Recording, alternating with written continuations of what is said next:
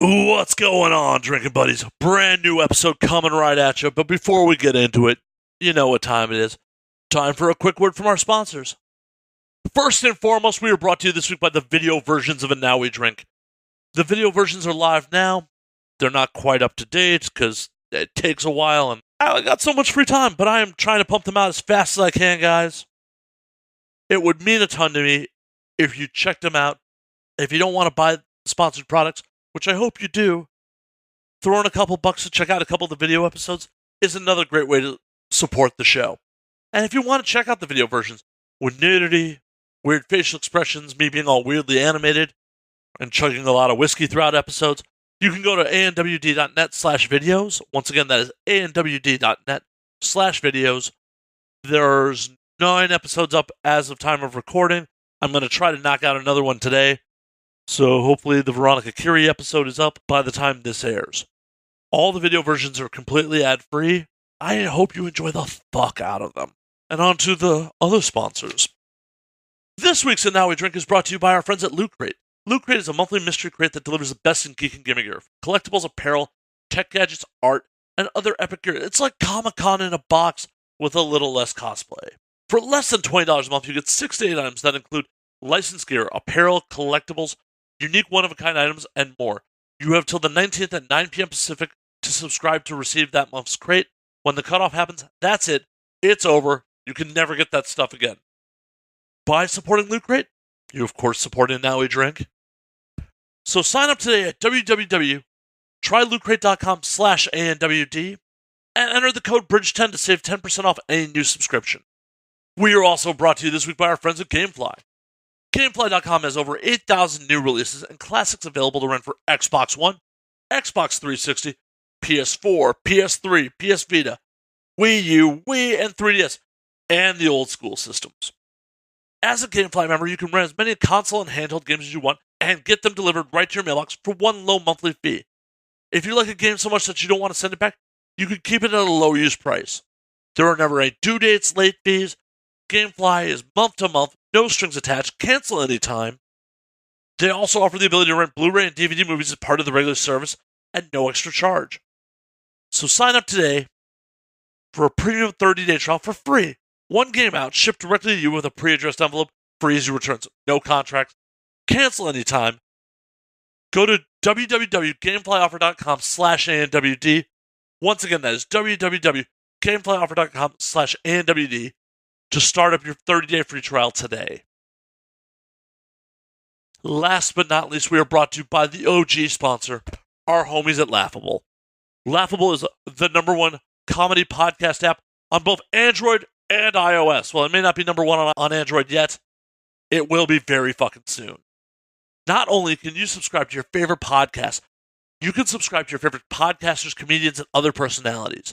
Whenever they make an appearance on another podcast, boom, right there in your subscription feed, they'll pop right up. It's a great way to discover new podcasts. And in addition to that, Laughable makes daily recommendations of podcasts, podcasters, and personalities that they think you should check out.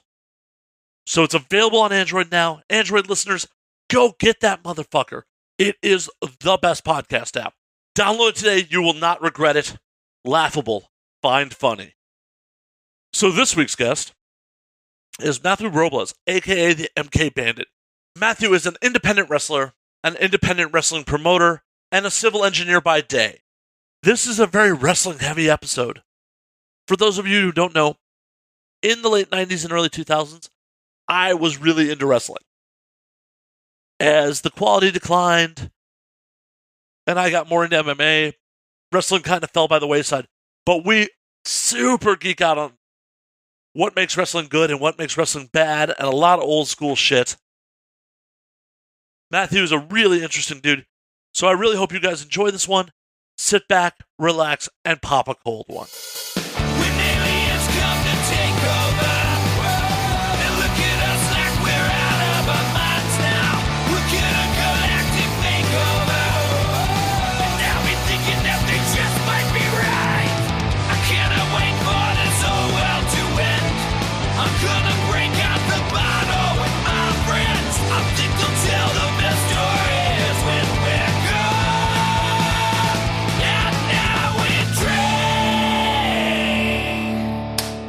What is going on? We got the MK Bandit in this motherfucker. Yeah, man, this is great. It's Hollywood, California. I mean, what more do you want? I mean, you got alcohol, you got Hollywood, you got sun and fun, Southern California.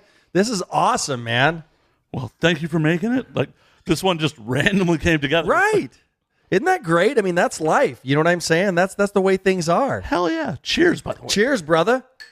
Cheers. I just want to say I want to thank you for having me on. This is amazing. This is really an honor for me and a treat. And, I appreciate it, brother. Stop it. I'm going to blush. It's not very often I get federal employees. Right? Sucking up to little old me. There we go. I've talked so much shit about the administration, too, so... That's a good thing, and that's the whole thing about being the federal director of athletic competition is getting the people to hate you. I can't do my job if people don't hate me. Well, that's the beauty of being a heel.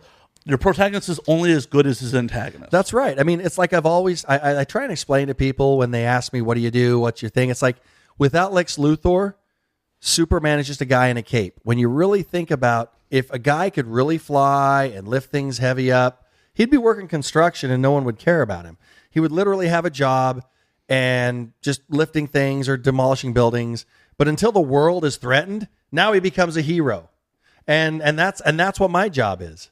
Well, I think Superman would end up like a pro wrestler like Spider-Man did originally. There you go. That is funny that's how that worked. And the thing that's so funny about that is I think Stan Lee kind of knew what was going on in the pro wrestling business, because if you actually read that comic book, the pro wrestler that he faced was surprised that the guy was actually working with him, or not working with him, but like trying to wrestle him. And so the crowd went crazy because it turned out to be a shoot. So it's kind of funny. Yeah, it's like, this isn't a work. What's going on? Right. How's this scrawny guy picking me up over his head? Exactly. And so I think Stan Lee, when he did that, actually understood the dynamics of the pro wrestling business. And what I loved about it is that if he was very respectful at the time when kayfabe was king, that he made the nod to the people in the business and then made it ambiguous to the people not in the business. He definitely did. And I mean, there's a long-standing relationship between Marvel and pro wrestling. Yes, sir. Hulk Hogan. Yeah, that was licensed from Marvel. Yes, I mean, and Hulk Hogan. Let's just give credit where credit is due. We're here today, in my opinion, due to two things in pro wrestling. In the 80s, pro wrestling had a direction to go. It was headlocks and arm bars for 20 minutes, and it was the old 50s television product, and they didn't know where to go. Hulk Hogan broke the mold, and WWE capitalized on that. The second thing was in the mid-90s with Extreme Championship Wrestling. They took what was being done with WCW and WWF at the time, and then they took it to the next level. Without those two actions in professional wrestling, I would not have a job today, nor would any other professional wrestling. Because honestly, I think it would have gone. I really believe this. I really believe that without those actions, without the business evolving, it would have gone the way of roller derby, and that's what would have happened. And now it's, you look at the WWE stock, it starts at $9 and is at $92. It's insane. It's absolutely fucking insane. And then they've tried. Think about this. Here's what people don't understand about pro wrestling and its strength in the sports entertainment business. Vince McMahon, as CEO of WWE in 2001, started a football league that failed, and the WWE is not just in business still, in strong business still. Oh, yeah. There was talks at one point that the WWE was talking about buying the UFC. Yeah. Remember that? And Dana White came in, but it could have very easily gone the other way. And there's a lot of people, and I mean, I'll put my tinfoil hat on right now. I'm not gonna say who, but there's a lot of people in the uppers of the different wrestling organizations that I work with truly believe that UFC is a work, that UFC is more of what they were doing. I don't know if people remember shoot fighting back in the 80s, where they would legitimately beat the crap out of each other, but the outcomes were predetermined. Like Japanese strong style. Yes, where Ken Shamrock started and some of that stuff. They believe that's kind of where UFC has ended up. And I'll just say this. Either Brock Lesnar is the greatest athlete in the world to cross over from a sport where your main goal is to protect yourself and your opponent to going to a sport where it's to maim your opponent and knock them out or cripple them, and he be a championship in both. Well, Lesnar's a strange freak because you got to remember he was a Division I NCAA champion first and foremost. So he does have a very strong wrestling background. He does. And you know, again, like I said, tinfoil hat thinking here. I'm not going to say it's true, but if it were to come out tomorrow that, this whole thing was a work, I don't think I would be really shocked. I'd be surprised it kept it so quiet for so long, but I wouldn't be shocked. I know it's not a work. I know a couple pro fighters. There you go. It is definitely not a work. Frank Mir, I've done his show before. Shout out to the guys at Phone Booth Fighting. Frank, in his last Bellator fight, got this part of his upper palate broken and had to tap to strikes. Yuck. So what should have effectively been a tomato can fight for him. Yeah. Well, you know what he's doing now, though? Well, he's been commentating. He's been... And he just did Bloodsport. And he's doing pro wrestling now. Yeah. That's right, yeah. Josh Bartnett's Bloodsport. Yep. And so, and you know who's, on a side note, Frank Mir, I don't know him personally, but I know Stephan Bonner. That guy, without a doubt, is one of my favorite human beings in the world. He is such an amazing... He can go from, like, badass in the ring, kick your ass, punch you in the face, fuck you up in any way possible to, okay, brother, where are we going from here? I love the guy. That's amazing. And I think that comes from all the time in the gym. You roll with guys, you bond with them. And then, the minute it's over, it's like, hey, hug it out. Well, that's the thing about, I don't think people understand about like true fighting is it's a prize fighting. And if someone's paying you to fight someone, you're there to sell the fight and to put on a good show. That doesn't mean you hate the guy. That doesn't mean that you necessarily want to end his career. But what that means is that for that 3 minutes or for that whatever the fight is, you're out there to fuck them up. But at the end of the day, you can go out and have a beer. Unless you're Conor McGregor foolishly going over the line. Right. There's yeah. I'm going to talk shit about Islam to the Dagestani guy. Isn't that amazing? I mean, and Conor McGregor, Muhammad Ali took a lot of what Gorgeous George did and took kind of what Sugar Ray Robinson did, and he built, again, not to take anything from Muhammad Ali, but he took a lot of stuff from other people and created something really special. And my hat's off to Conor McGregor because I kind of think that maybe that's what he's trying to do is kind of take a little bit of something from some of these people out there to kind of try and do something special. But the times have changed so much, the dynamics have changed so much that you can't do that in this day and age and get away with it. There are, Bubba Ray Dudley, who is one of my mentors, one of my most favorite people in the world. Again, he always says there is no line, but I really think in this day and age, maybe in the 90s there is no line. In this day and age, there really is a line. Well, yeah, I remember it was Heatwave 99, the Dudleys versus Balls Mahoney and Little Spike Dudley. So just a little background. I'm an old school ECW mark. There you go. Yep. And wait, let's just say this. Yesterday was the 22nd anniversary of Barely Legal. Hell yeah. I mean, and if people don't, let me just put it this way. I put this out on Twitter. I'm going to say it to everybody here. If you don't know what that means, you're never going to get it. For those of you that know what it means, happy Barely Legal Day. Hell yes. Yeah. Hell anyway, yes. You were saying, I'm sorry. Heatwave 99. So Heatwave 99. The Hera Arena. Yeah. It was like one of the Dudleys' last fights in ECW before they went over to the WWE. And Bubba and Devon. Bubba is taking beers out of fans' hands, chugging it and spitting it back in their faces. Yeah. You couldn't do that today. No. Someone would be suing you. You want to hear something interesting that I don't know how old school you are, but there's a gentleman by the name of Lenny Denton, and he went by the Grappler, and he worked in the Portland territories with Junkyard Dog and things like that, and he was the ultimate heel. I mean, so this guy tells me this story because every year there's a Cauliflower Alley Club reunion in Las Vegas, and it's a benevolent organization for the wrestlers that need help and things like that and yada, yada. But I happened to be at the bar we happened to be talking, and he was bringing up some memories, and he said that he was in Oklahoma at one point in time. And, his job as a heel with the mask is to go out there. And when you have a mask, you understand one of the reasons why I wear the sunglasses out in the ring is it doesn't hide my identity, but I still feel that, and I can get into the character more. Well, Lenny Denton wore a mask. The grappler goes out there.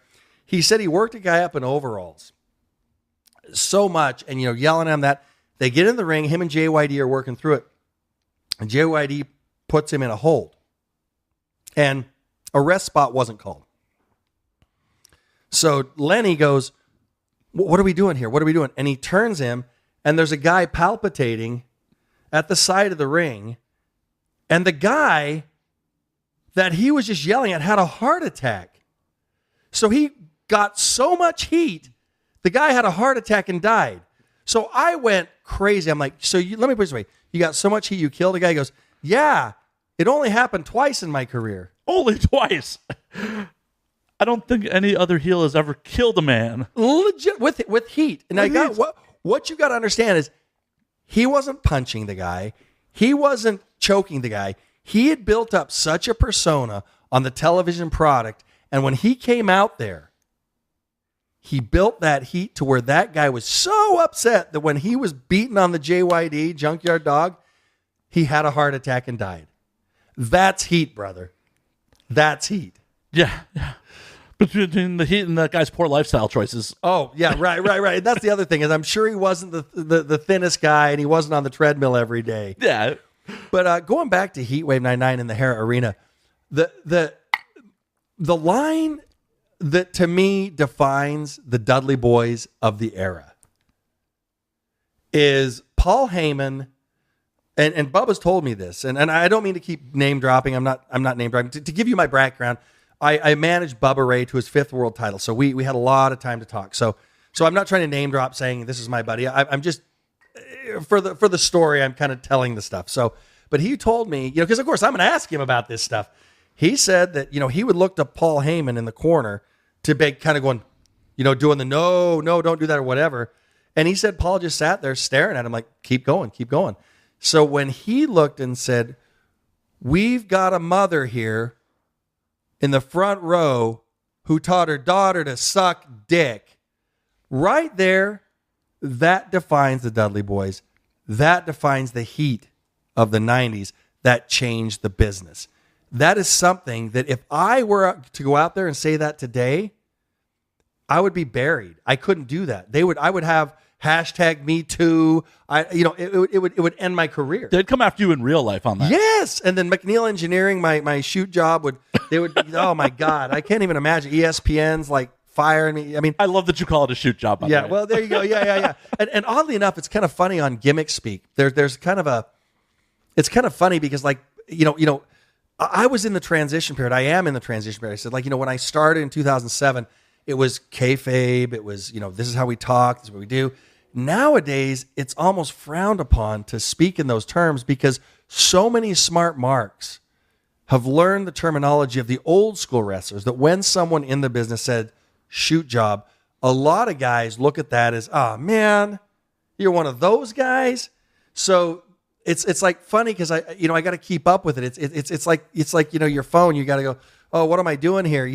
What's the new emoji? What's the new thing? The actual new term is my day job. I like shoot job better. Shoot job is better. To me, I really believe this. This is how I believe. I believe this to my core.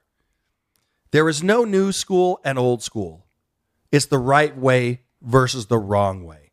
The foundations that were built back in the days with Jim Hackenschmidt and Lundis and those guys and the Dory Funk and Terry Funk and Ric Flair and Dusty Rhodes and all those guys still hold truth today. The foundations. That means I can tear down a building and build something else on those foundations. But those foundations are still solid. And I really believe that those old school values in some cases have been lost, and that's kind of why we see some of the dispersion of the pro wrestling business today. So my personal belief is Old school rules, new school tools. Well, I think part of what's the problem with modern pro wrestling is the lack of competition at the national level. Oh, definitely. I was a big wrestling mark until Invasion. Yeah. Yeah. When Invasion happened, which should have been the greatest storyline in the history of pro wrestling. Can you imagine having that in your hand and you blow it? The worst blow ever. It wasn't like, we kind of blew it. It's like, No, you blew it. absolutely. 100%.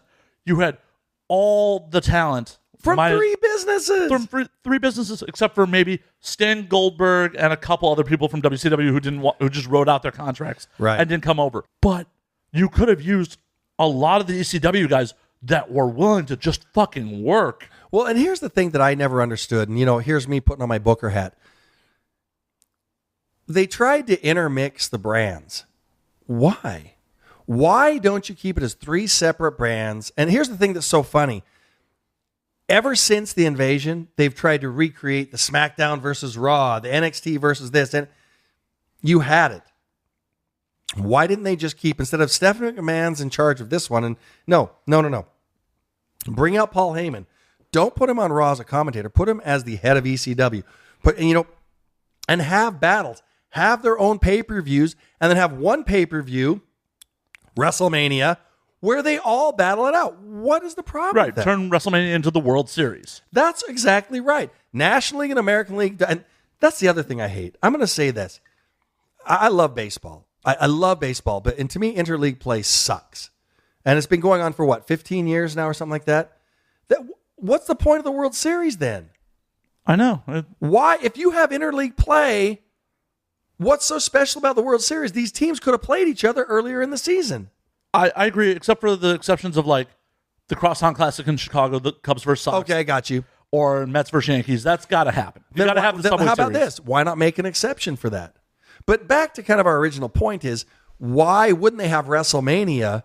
Not that they need any help from us, but why wouldn't they have that as the World Series where that's the only time you're going to see these guys? So you have your ECW champion be whoever, and then, you can have a triple threat, or you can have a tournament.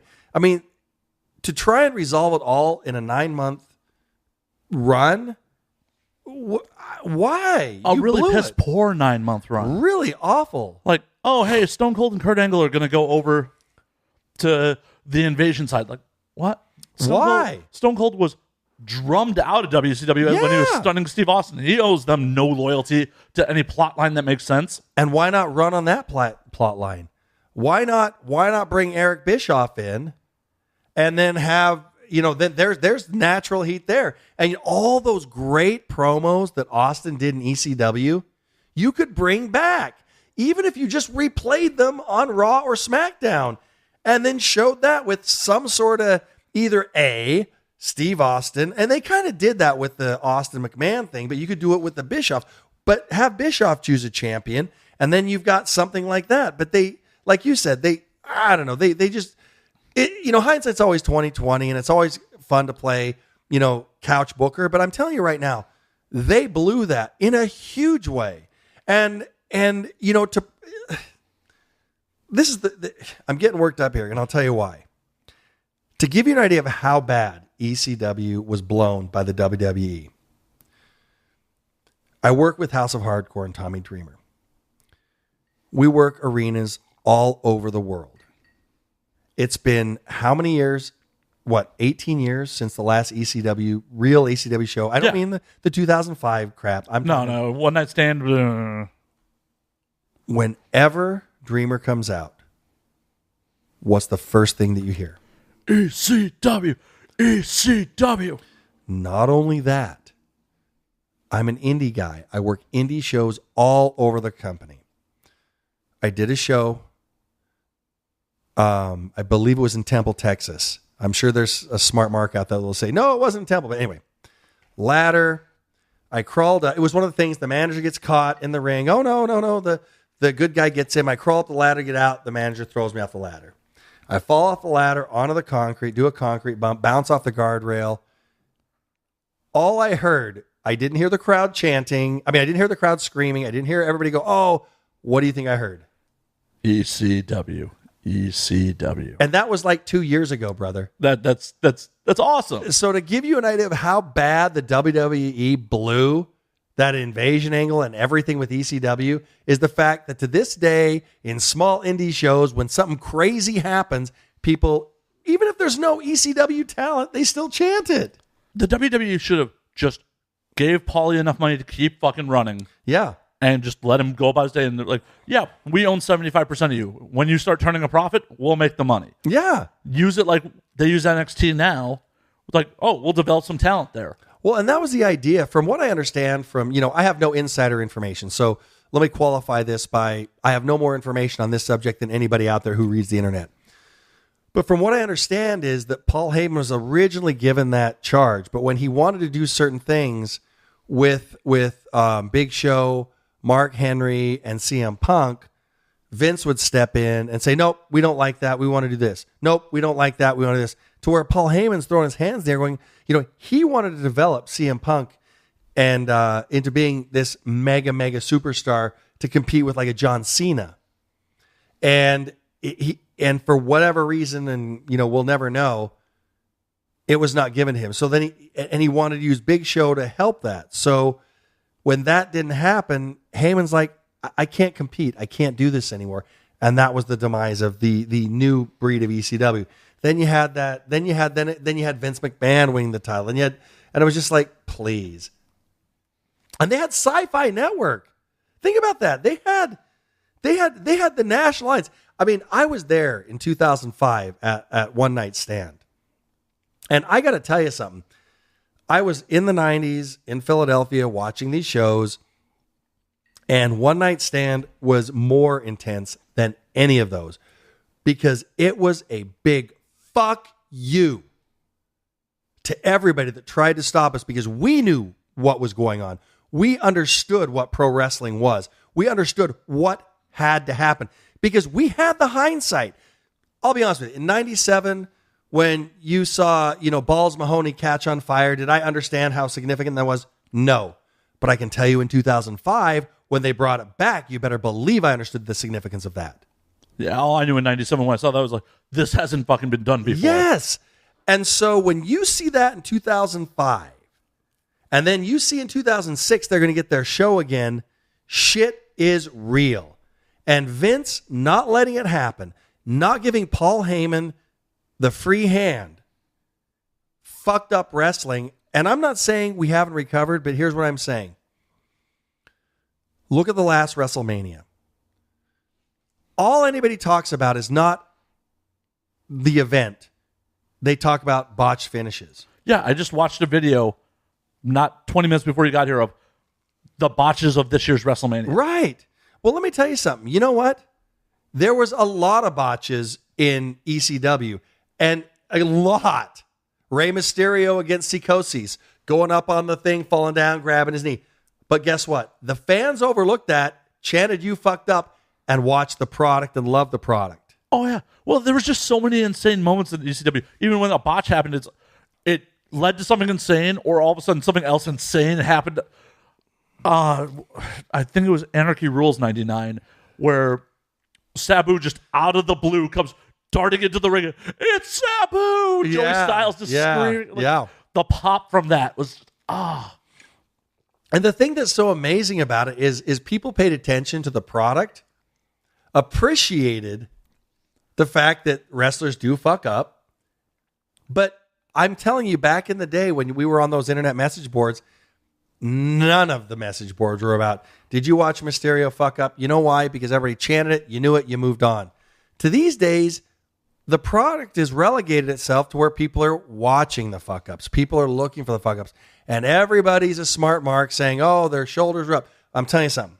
Paul Heyman books that show. I'm telling you right now, if the finish happened, no one would have paid attention to that because something so insane would have happened to set that finish up.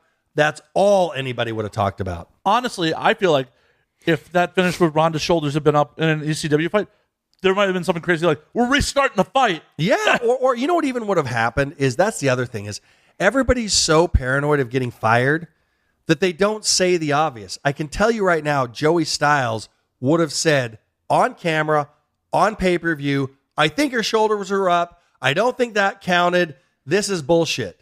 Or something like that. Because he did that a lot. And they worked it out in post, and then they created something from that. Yeah. So much heat could be generated of, you didn't actually beat me. Yeah. And that's a funny thing. You say that. That is my favorite heel technique. My favorite heel thing. And it doesn't work quite well on an indie show with a one-off or, you're doing a couple things. But when you're doing a television product or even a YouTube product, something like that, my guy loses. To the next time you show up, you claim your guy's the best. And when the announcer, whoever it is, goes, well, so-and-so beat you. No, he didn't. But they counted 1, 2, 3. He cheated. He didn't beat me. It drives people nuts. So giving him even something like that, could you imagine, it would be great for Ronda Rousey to have some sort of manager, or even if she did herself, to have a whiteboard or some old school thing with her shoulder up and a circle and pointing at it with a pointer. I'm going, see, no, it didn't happen. I mean, that old school mentality of carrying things forward has somehow been lost. And the WWE, again, they're $1 million billion company. I'm just an indie guy, so take it for what it is. I'm an asshole with a microphone. Right. But they're not moving forward with it. I would have put her out there, and like I said, Joey Styles would have said her shoulder was up. Her shoulder was up. And then you could have even gone with where you did the Danny Davis or Judge Jeff Jones heel referee turn, or that's an opportunity. And that's what pro wrestling's about. Turning those things into an opportunity to get people involved. You know what I would do? I would have on Raw, Ronda run in on that ref's next fight and wreck the ref. Yes. You screwed me. Exactly. And have him, not even, here's what you do is, here's the way, they clear the ring, announcer comes out, our next fall is scheduled for one bout with a 20-minute time limit, and the ref comes to the ring, introducing first, and she just runs out and just starts kicking the crap. Like the guy jumped Bret Hart? Yeah. Do it like that. And have her just start kicking the crap out of this ref. You know what I mean? You want to let me show you your shoulders and powerbomb the guy. Yeah. Why not? And why not? That'd be great. But see, that's the old school mentality that people, it can be seen as hackneyed, and I get that. But at the gut level, I'm telling you, it gives people more to talk about than ignoring it, which is what the WWE's kind of done.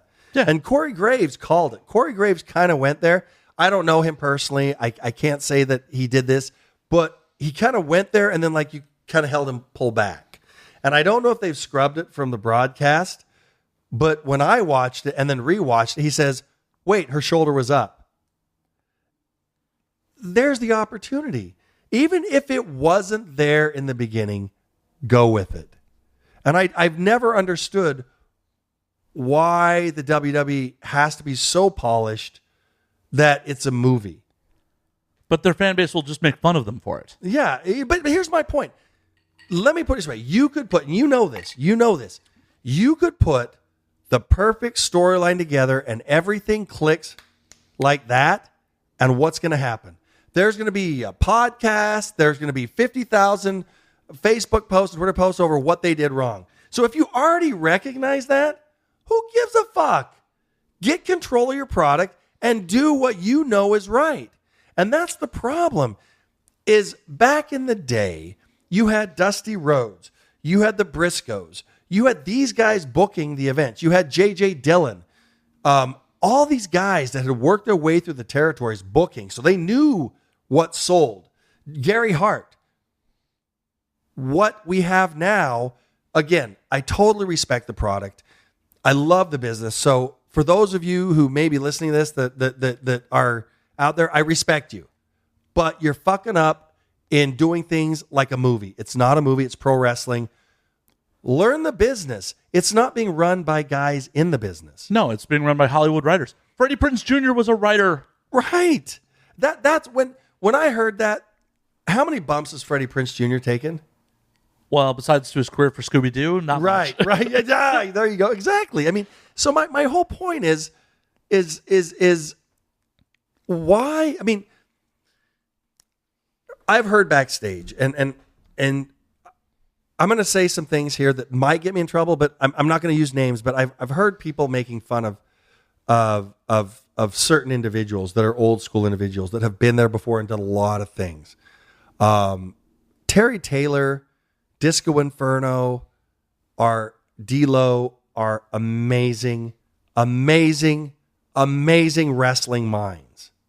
And I've heard some of the younger wrestlers, when they've talking about their agenting, making fun of their agenting. Fuck you. They worked the business before you, and you're only here because they were willing to do what they did. 2, you may be right, but why not try what they're trying to tell you and then go back to them and say, hey, I tried to do this. It didn't work. Is there something else? Because they're smart as fuck. And they'll go, okay, let's do this. But these motherfuckers in these walkthroughs were talking about, oh, this motherfucker, that motherfucker, he doesn't understand. He wants me to hold the headlock. He doesn't understand. Again, I'm not saying who was saying that, but I've been in the locker room, and I'm not the best at pro wrestling. I'm not perfect. I'm just an indie guy. But if you've got those guys who made livings at pro wrestling, And still are. and you're discounting what they say, try it. If it doesn't work, okay, I get you. And someone like D-Lo has a reputation, I've heard, for working unsafe with people, but he still has a career. Oh yeah, and D-Lo right now, Snake Pit Academy, Las Vegas. He's training wrestlers, and I'll tell you something. You want to know a guy? I mean, he's watched several matches. I work in Las Vegas almost every other week with FSW, and he's watched some of my matches. And I will watch these. I will think my match is perfect, and he will tell me, "Great show, MK. Had you done this, it would have been better." And I just think, "Holy shit!" And it's not like some grandiose thing. It's a little thing. Like if you would have, paused before you made this statement. If you would have done this, it's really subtle, smart things that in a million years I would have never come up with. Those are the guys that need to be respected. But today, a lot of guys, and again, these guys are so good, and I'm just an indie manager, but they just want to do the spots instead of the psychology. Well, hopefully it gets back to the psychology, because that's what really made wrestling. That exactly. I mean, and that's what people like you've seen the films where they have a million explosions. They're fun to watch. Transformers, that was a fun movie to watch. But what happened to the sequels? I didn't even enjoy the first one. Well, there you go. But, look at Alfred Hitchcock's The Rope. Look at Psycho. Look at all those movies from all the film noir stuff from the 20s and 30s. Yeah. There's Cagney films where I think it's White Heat. He's shooting a guy in a trunk. There's no squibs. There's no blanks. He's literally holding a gun prop, and they're playing sound effects of him shooting. But you're so wrapped up in the story that no one's going to call, hey, he didn't even actually shoot that gun. Texas Chainsaw Massacre. No on-screen deaths. Think about that. Horror classic. Yeah. You don't have to, you know what I mean? And so I guess what I'm saying is, and that to me, going back to my ECW, being an ECW mark, is look at what they did. They did a lot of the blood. They did a lot of the gore, but you never lost sight of the psychology. And I'll tell you why. Here's the thing. If I just picked up a girl and threw her through a table, I could get the house to pop to this day. However, what did Paul Heyman do with Francine? He had her turn on the pit bulls, pull down her panties, pull out her thong, and it said franchise. Then she got put through the table. That table spot had so much meaning. And when she got up from that, granted, it killed her in the kayfabe world. But when she got up from that, and then now she's with Shane Douglas after being a baby for 2 years, that psychology, that little bit, again, they could have gone in every city in the United States, throwing her through a table, and everyone went, "Yay, yay!" Oh, it's the time where Francine goes. It's like the effect when the Dudleys went to the WWE of Devon, get the table. Yes. Eventually, it was just like, cool. Nice. It's the time of the match where Devon gets the table. They do the what's up. Yeah, exactly. And that's, and so that's the psychology. So you can here's what my point is this. You can have new 450 Splash, the Canadian Destroyer, the Super Kid, all this stuff that we make fun of about indie wrestling today can be there if you make it make sense. It's still the same thing. Make it make sense. If you're going to do a Canadian Destroyer 10 times on a guy, do it. Make it make sense. Yeah. Just make it make sense.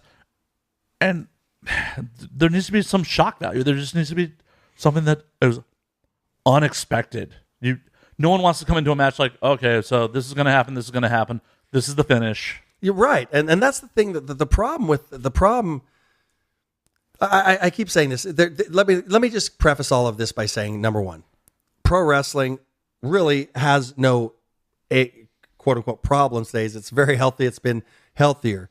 I'm merely stating that some of the things that I enjoyed about pro wrestling growing up and things of that nature are not there, and I think they're essential. So with that being said, all of these things that I see where a guy, okay, we're going to throw you out, we're going to do this, and then I'm going to do a Superman dive on you. It's like, why? What's the point? Like Disco Inferno, he's such an amazing guy. I love that guy. I've worked with him. I love him. Great guy. I love every time in a walkthrough, someone says, then I'm going to do a 450 splash on you outside the ring. He looks at him and goes, no, my character would move out of the way. But the point is, if it meant something, if it built to that point, then there you go. Then it means that I'm going to take that bump for you because it means something. And that's what I kind of feel. Again, it's not that the business is weak, but has been lost in the business a little bit. I just don't think the product is the same quality it once was. No, agreed. As I said, I was an old school ECW mark. I was a WCW mark before that. Before that, I was a WWF mark. The Attitude Era never really did anything for me. It just seemed too cartoonish. The Attitude Era, in my opinion, was what ECW should have been. And again, it's hard for me to argue with the success of the Attitude Era. So was it wrong? No. Could it have been better? I don't know. All I'm saying is, go ahead. The Attitude Era was getting its ass kicked by WCW on Monday night every fucking week, though. Mm-hmm. Unfortunately, they were doing pay-per-view level fights. Have you ever thought about this? And I think about this all the time. We talk about this on the road all the time. History is written by the victors. What would people think of the Attitude Era had WCW won the Monday Night Wars?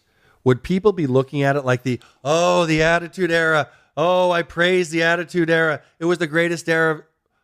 Or would they look at it as like, what the hell was that? Look at what WCW did. Do you know what I'm saying? Yeah, the Ministry of Darkness was cheesy. Yeah. There was nothing about the Attitude Era that appealed to me. WCW, like, oh yeah, Hall and Nash. This isn't, the outsiders are using their real names. Yeah. Their characters are who these guys really are. Yeah. Goldberg's unstoppable fucking run, which Starrcade 98 was my divorce with WCW. Right. Oh, yeah. Oh, geez. Yes. You know what's interesting? On a side note, you know where Goldberg had his first pro wrestling match? No. Salt Lake City, Utah. Oh. Yeah. But no, I understand what you're saying. I mean, and so I've always kind of wondered, like, would the Attitude Era be seen as the amazing, life-changing, that changing, had the NWO seen a conclusion and another faction or something come in and continued that product past the WWE or WWF at the time? The Attitude Era might have been looked at as cartoonish and foolish. I think it would have been. And it's kind of crazy. Even in the WWE produced Rise and Fall of WCW, they admit in a WWE product that WCW was kicking their ass on Monday nights. Yeah, and they were. And when you really think about it, back in the day, I mean, there's many people out there. My I love pro wrestling. I mean, of course, who doesn't? But what I would do is I would watch literally Nitro and just flip back just to see kind of what was going on. But I was engaged in Nitro and interested in Raw. Do you know what I'm saying? And I really believe to the very end, you know, people make fun of the WCW product, but even at the end, I still think, given the right turn of events, WCW could have continued, and a lot of the stuff they had made more sense. But I don't know. I mean, It was bad booking. The Rise and Fall of WCW documentary really illustrated that the NWO guys being able to book their own matches really just Starrcade '98 right there. Yep. No, that's right. That is the turn. That is the turning point. You're gonna end Goldberg's insane run with a run-in and a cattle prod. Unbelievable, right? And then turn around the following night and have Nash just lay down for Hogan to reunite the NWO. Stupid. It was just bad. And it's something that you and I would come up with after a night of drinking. Like, dude, we got to have something tomorrow. You know what it reminds me of?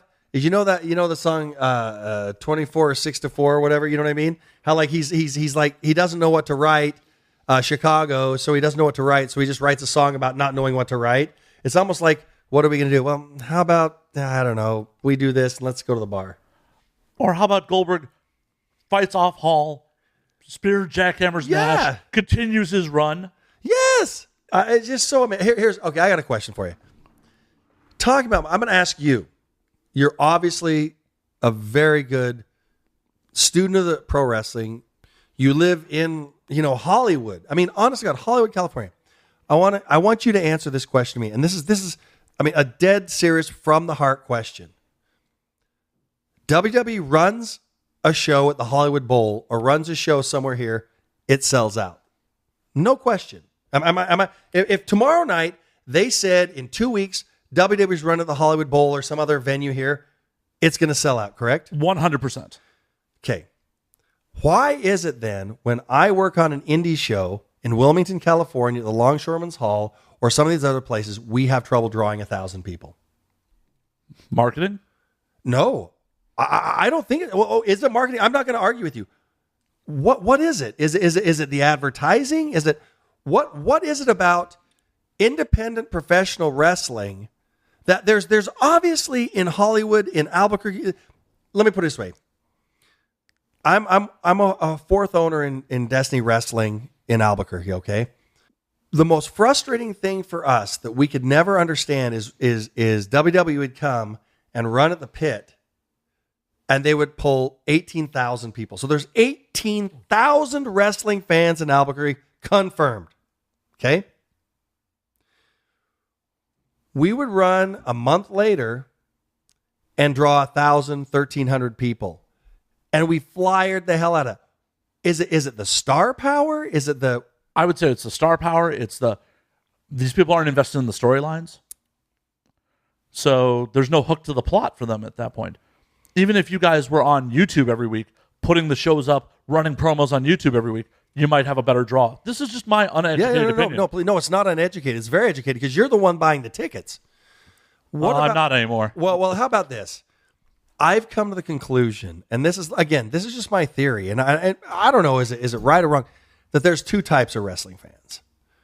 That there's WWE fans, meaning they follow WWE. They have no clue that there is even anything called independent wrestling. Like, they are people that don't understand that there is independent wrestling. And so they just see Raw and they see this.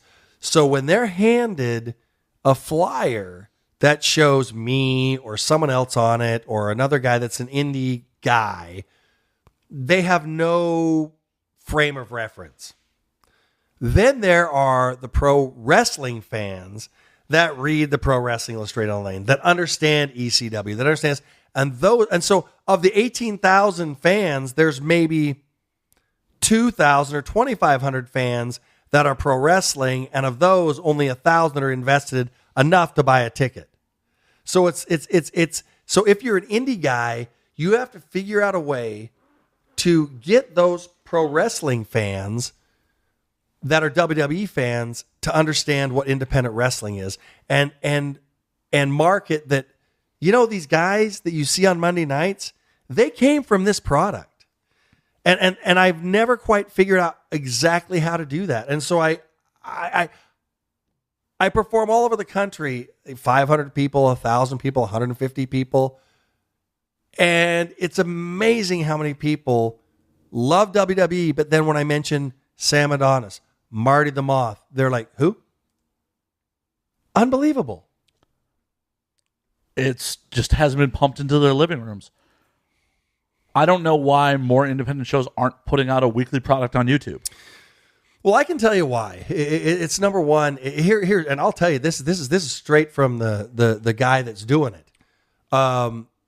It's hard to put out a quality independent wrestling product. It's hard to, and what I mean by that, not that the in-ring stuff is not quality. I'm saying put out something with the production quality that can compete or even look even like ECW-esque. Because you're talking 2 and 3 cameras and then the time to compete. Because pretty much everybody in independent wrestling at that level, like myself, has a shoot job. And how do you find the time to edit it together? Or how do you find someone who even knows how to edit together? And then once you get that YouTube product, how do you compete with the guy that jumps off his roof and breaks his neck and try and difference you from we're not that, we're serious product? Keep putting it out there and hopefully people attach to it. And I don't know, I'm in Hollywood, California. Editors are a dime a dozen. Mm-hmm, mm-hmm. And between your whole roster and everyone who's putting on the show, if you guys can't pool the money to get someone to edit it out, it's not a good state of affairs. No, it isn't. And I think too many people too. I think too many people too play wrestling booker. They one of the things that, again, I'm kind of venting here a lot of stuff. You're hearing a lot of stuff for the first time that's been in my head that I've not said in the past. I gave him half a beer, folks. Right. No, I'm at beer 3. This is gonna be great. Right. I haven't really orated this stuff because I've always been afraid of my career, this, that, and it's not that I'm like I'm the man now, and people. I'm kind of, to be honest with you, towards the tail end of my career, and so I think a lot of this stuff has to be said. But I think a lot of people can go online, obtain the money to get a high spots ring, and play booker and put on a wrestling show. And so what happens is someone who is not familiar with wrestling as an independent product, but sees WWE, sees a show in Salt Lake City, Utah, or Carson City, Nevada, or somewhere like that. And it's not a quality product. It's people that are not trained. They're just up there doing their thing. And they go there and they're like, oh, wow. So that when a quality product comes in and they see the flyer, they're like, I already saw that crap. Because they don't know the difference between, Devotion Championship Wrestling, which is a great product, or Ultimate Championship Wrestling, which is a terrible product. All they know is they're independent pro wrestling. Right. For example, I went to an indie show here a couple years ago. I got to watch He-Man wrestle Skeletor. Right. Which, for the novelty of it, was amusing. But to hook me in week after, I'm not going to come out to watch He-Man wrestle Skeletor every week. Right. Unless you're Kaiju Big Battle or like Sin's Freak Show Wrestling, where you walk in knowing that every match is going to be something crazy like that. Again, it's easier for me to criticize, but I can honestly say that I've got the chops. I have a successful product in Albuquerque, New Mexico. I've got a successful product in Las Vegas. So for me to at least, I have a little bit to say this. That stuff's fun and stuff like that, but it doesn't really do good to further the product unless that's a one-off Halloween show or something like that. And I think too many people rely on like the forced choke and all this. Yeah, you're degrading your product by going to gimmicks like that. You know what? I know this sounds really funny and it comes off as stupid, but I really say this a lot in my mind, in my brain. And this is another exclusive. When people present something to me, I think to myself, would Bubba Ray punch me in the face if I presented this to him? And if in my mind he would punch me in the face, I don't think it's a good thing to do. If he would look at me and go, I'll do it. Tommy Dreamer, greatest guy in the world, smartest wrestling mind. I mean, the guy is just, he comes up with stuff that's, I mean, when I work with him, it is impossible for me to not smile ear from ear going, I'm working with Tommy Dreamer. But that's what I look at. When those guys, if I think in my brain they would approve, I'll go with it. When I see no, that's when I say something. And that, to me, how many Tommy Dreamers are in the world? One. How many Bubba Rays are there in the world? One. They can't be everywhere. And so that's kind of a problem. It definitely is. Honestly, circling back to Bloodsport, Josh Barnett's promotion, I think that has a real future in it. Oh, yes. Because you're getting real fighters doing pro wrestling. And nothing adds authenticity than the 2-time UFC World Heavyweight Champion tapping out a former UFC, like, old school champion. Oh, yeah. Amazing stuff. And, you know, and that's actually, and that's what I'm going to say. I'm just going to take an opportunity to put over a gentleman. And again, we've mentioned before, but it's just, I've had the opportunity to work with the guy. I've had the opportunity to travel with the guy. And he gets it, is Stephan Bonnar. I hate to say this, and I know one of my buddies is going to say, why do you say this? But I'm serious.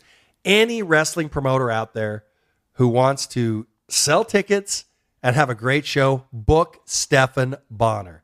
The guy gets it. The guy understands.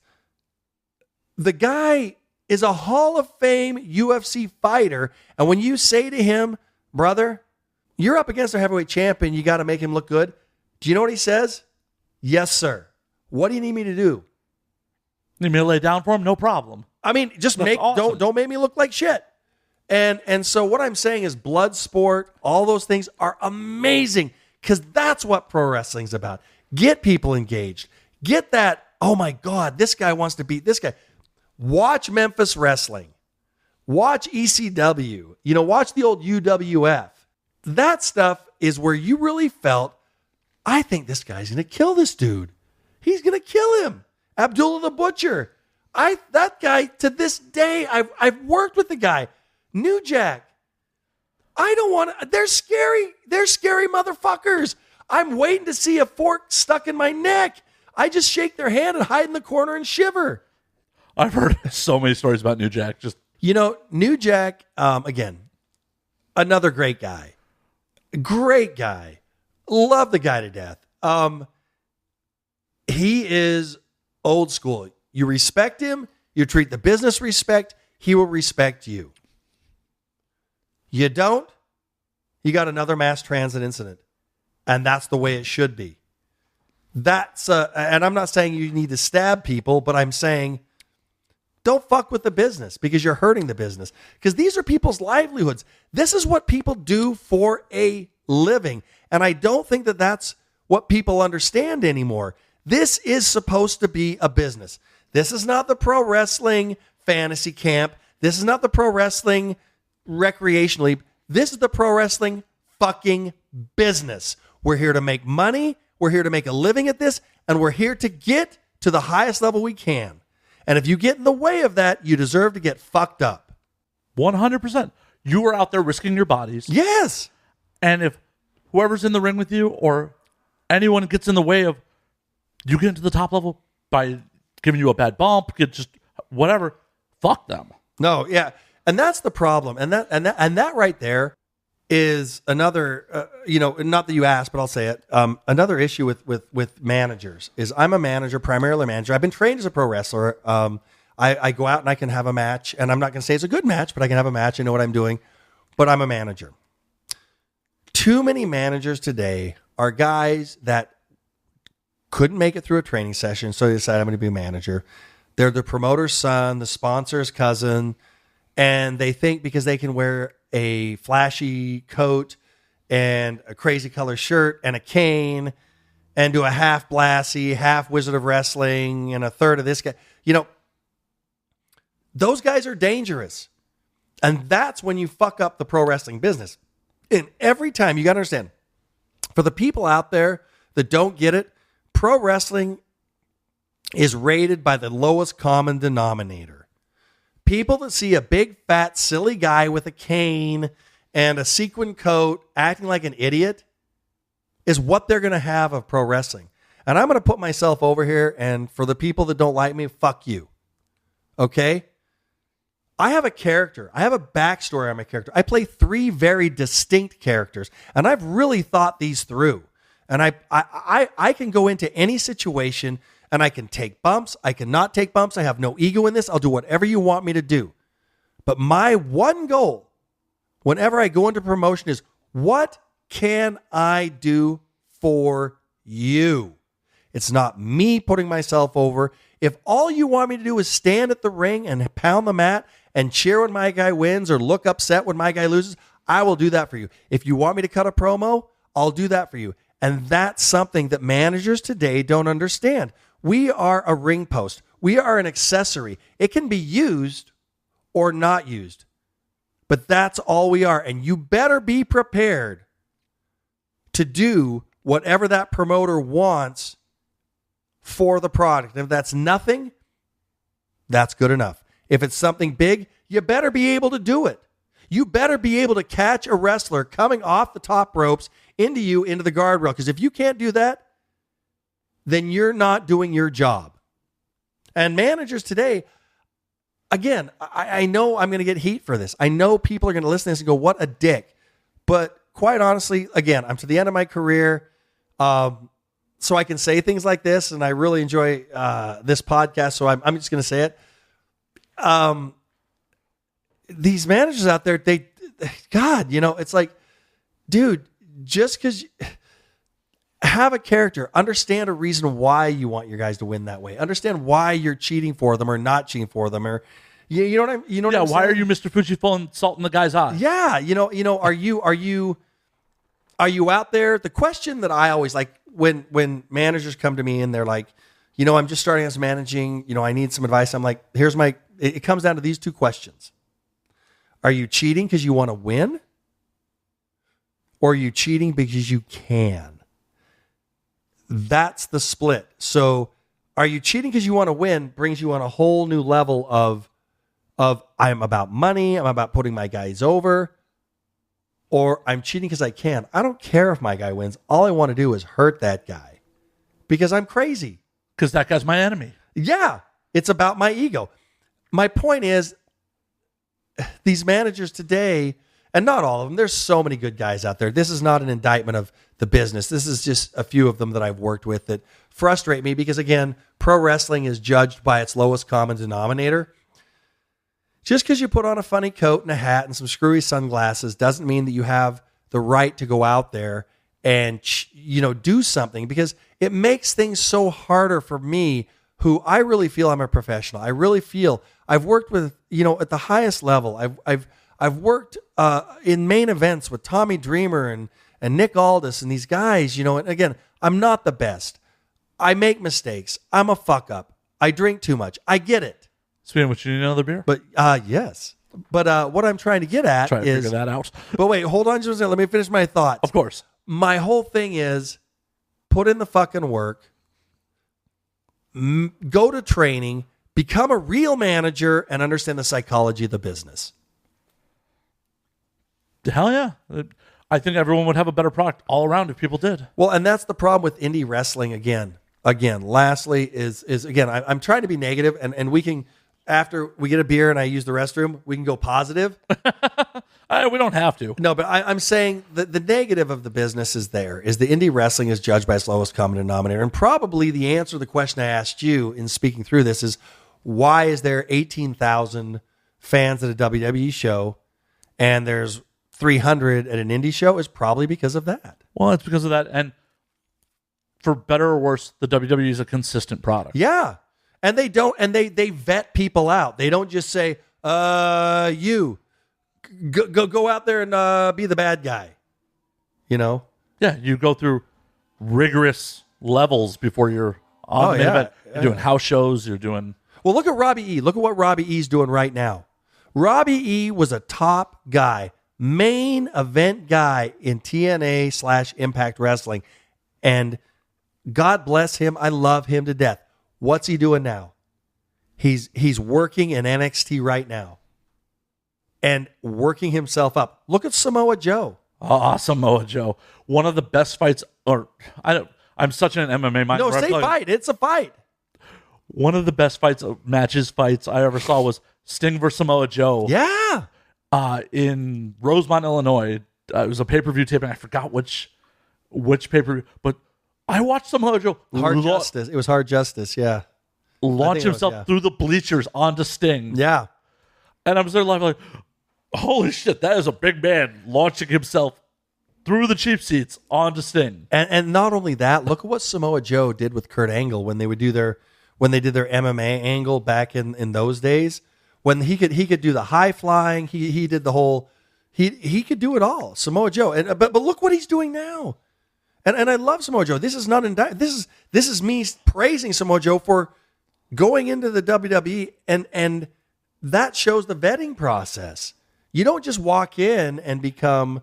I mean, fucking Ron the Truth, Killings was NWA World Heavyweight Champion, and God, he's again a great guy. I'm not here to talk.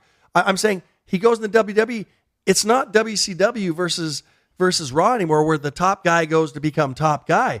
They have to work their way up again. And maybe that's why, like I said, there's 18,000 in the WWE stadium and 300 at the indie shows. Yeah, you just have to, with the indie shows, you just have to establish consistency, and hopefully the product brings more people in and continues to bring more people in. People come in like, oh, I'm hooked on this storyline. Answer me this. With the indie shows, how consistent is the cast? And that's a problem. There's a product here in Southern California that is Pacific Coast Wrestling that's now called PCW Ultra. Great product, and the cast is very consistent, and it shows because the gentleman that's booking there books stories, books them, and they consistently draw 1,300, 1,500 people. Other indie shows, it's whomever they can get. The other problem is the card subject to change, where you book a lot of guys, throw on the posters, people come, and indie guy A, B, and C didn't make it. And I think that just is the death of your product, right? And that's a great. I never even thought about that. I'm not just here kissing your ass. That's a tremendous thing, because it does happen, and that's hard because a consistent. Here's the thing: if you want to be successful in pro wrestling, if you want to be successful in any storytelling, you book storylines. Because you and I can have a run. You and me. We have heat. If you can't make it on a certain month, if we have a consistent storyline over a long period of time, I can make up for the fact that you're not here, because with cell phones today, you can cut a promo saying, I'm not there to mess with MK, but I've got my buddy Jim here to, you know what I mean? But if we're just doing one-off, and you don't show, it's a detriment to the product. It's a killer to the product. So that's a good point. Yeah, it's absolute death to the product. People want to be engaged in the stories. That's why they keep coming back week after week. Because the WWE's proved the actual action is pretty interchangeable. Yeah. Well, and that's the thing is, I mean, when the old school way of doing things, which again I completely subscribe to, is you look to your big event, whether it's WrestleMania, whether it's whatever we call it, Day of Destiny and Destiny Wrestling. And you go, okay, in October of 2019, who do we want to have in the main event? You work your way backwards from there. Who do you want to have in the semi? And you literally go 6-match show, 7-match card, 2-hour, 20-minute show, 2.5-hour show. Where are we? And now here we are in April. How do we get there? And that's how you book the show, because you're booking storylines. Yes. What makes sense to be in the main event? It's like screenwriting. Yeah. You come up with your ending before you come up with everything. You weave your story to make it to that ending. Yeah. And your ending is in October with your mid-card. Well, how did we get here? And that's the thing. And the thing about it is, if you book storylines and not wrestlers, again, Matt Slayer can't make it, but Matt Slayer's champion, Billy Bob, who just happened to be there, who's a trainee, can come in there and do something. Or, surprise, Billy Bob jumps you. Why did Billy Bob jump you? Oh, because Matt couldn't make it. And he said, Right, exactly. The point, and you see that a lot, but it works. But if you're booking what we call hot shot booking, where it's like Indy Star A versus Indy Star B, Indy Star C versus Indy Star D, and you just throw these guys together and one guy doesn't show up, and even if they all show up, okay, great. What's bringing me to the next show? Yeah, no I one just cares. saw everything. Yeah, I saw all these pay-per-view level matches, but there's no real heat here. Let me ask you this. Straight up. Your partner, Annie Cruz. I want you to ask her this. Why don't you start every porno with a pop shot? You got to build to it. Right? Yeah. I mean, if you just had a video of, okay, I'm going to show the guy coming all over someone's face. Now we're going to have sex. How many people are going to watch past that 30 seconds? How many people are going to even watch the initial 30 seconds? They're like, what? There's no penetration? There's no blowjob? Right? Like, no one wants to just watch a show of finishes. Right. And here's the thing. Some shows, again, it's easy for me to criticize. I am going to state for the record, I am not the king booker. I have so many flaws. And this is just one guy's opinion who's had a bunch of beers all day. Oh, you pre-gamed? Nice. Yes, I did. And that's a funny story. But anyway, my point is that a lot of shows are booked like that. And so you go out there and a guy does a 450 splash into a, Canadian destroyer, into a, and you just, it's just like, okay, that's great. So, or you have, I hate seeing two skinny guys do big man moves when the main event is Kratos versus Gabe Gallo or something. So you have these two biggest guys in the industry and 240-pound guys are power slamming and power bombing and tiger bombing each other. So it's like, so now what does the main event do? Nothing. And that's what I'm saying. And that's the thing. And maybe that's why, because if there's one thing the WWE does right, though, is understand that aspect of things. They don't take away from the main event.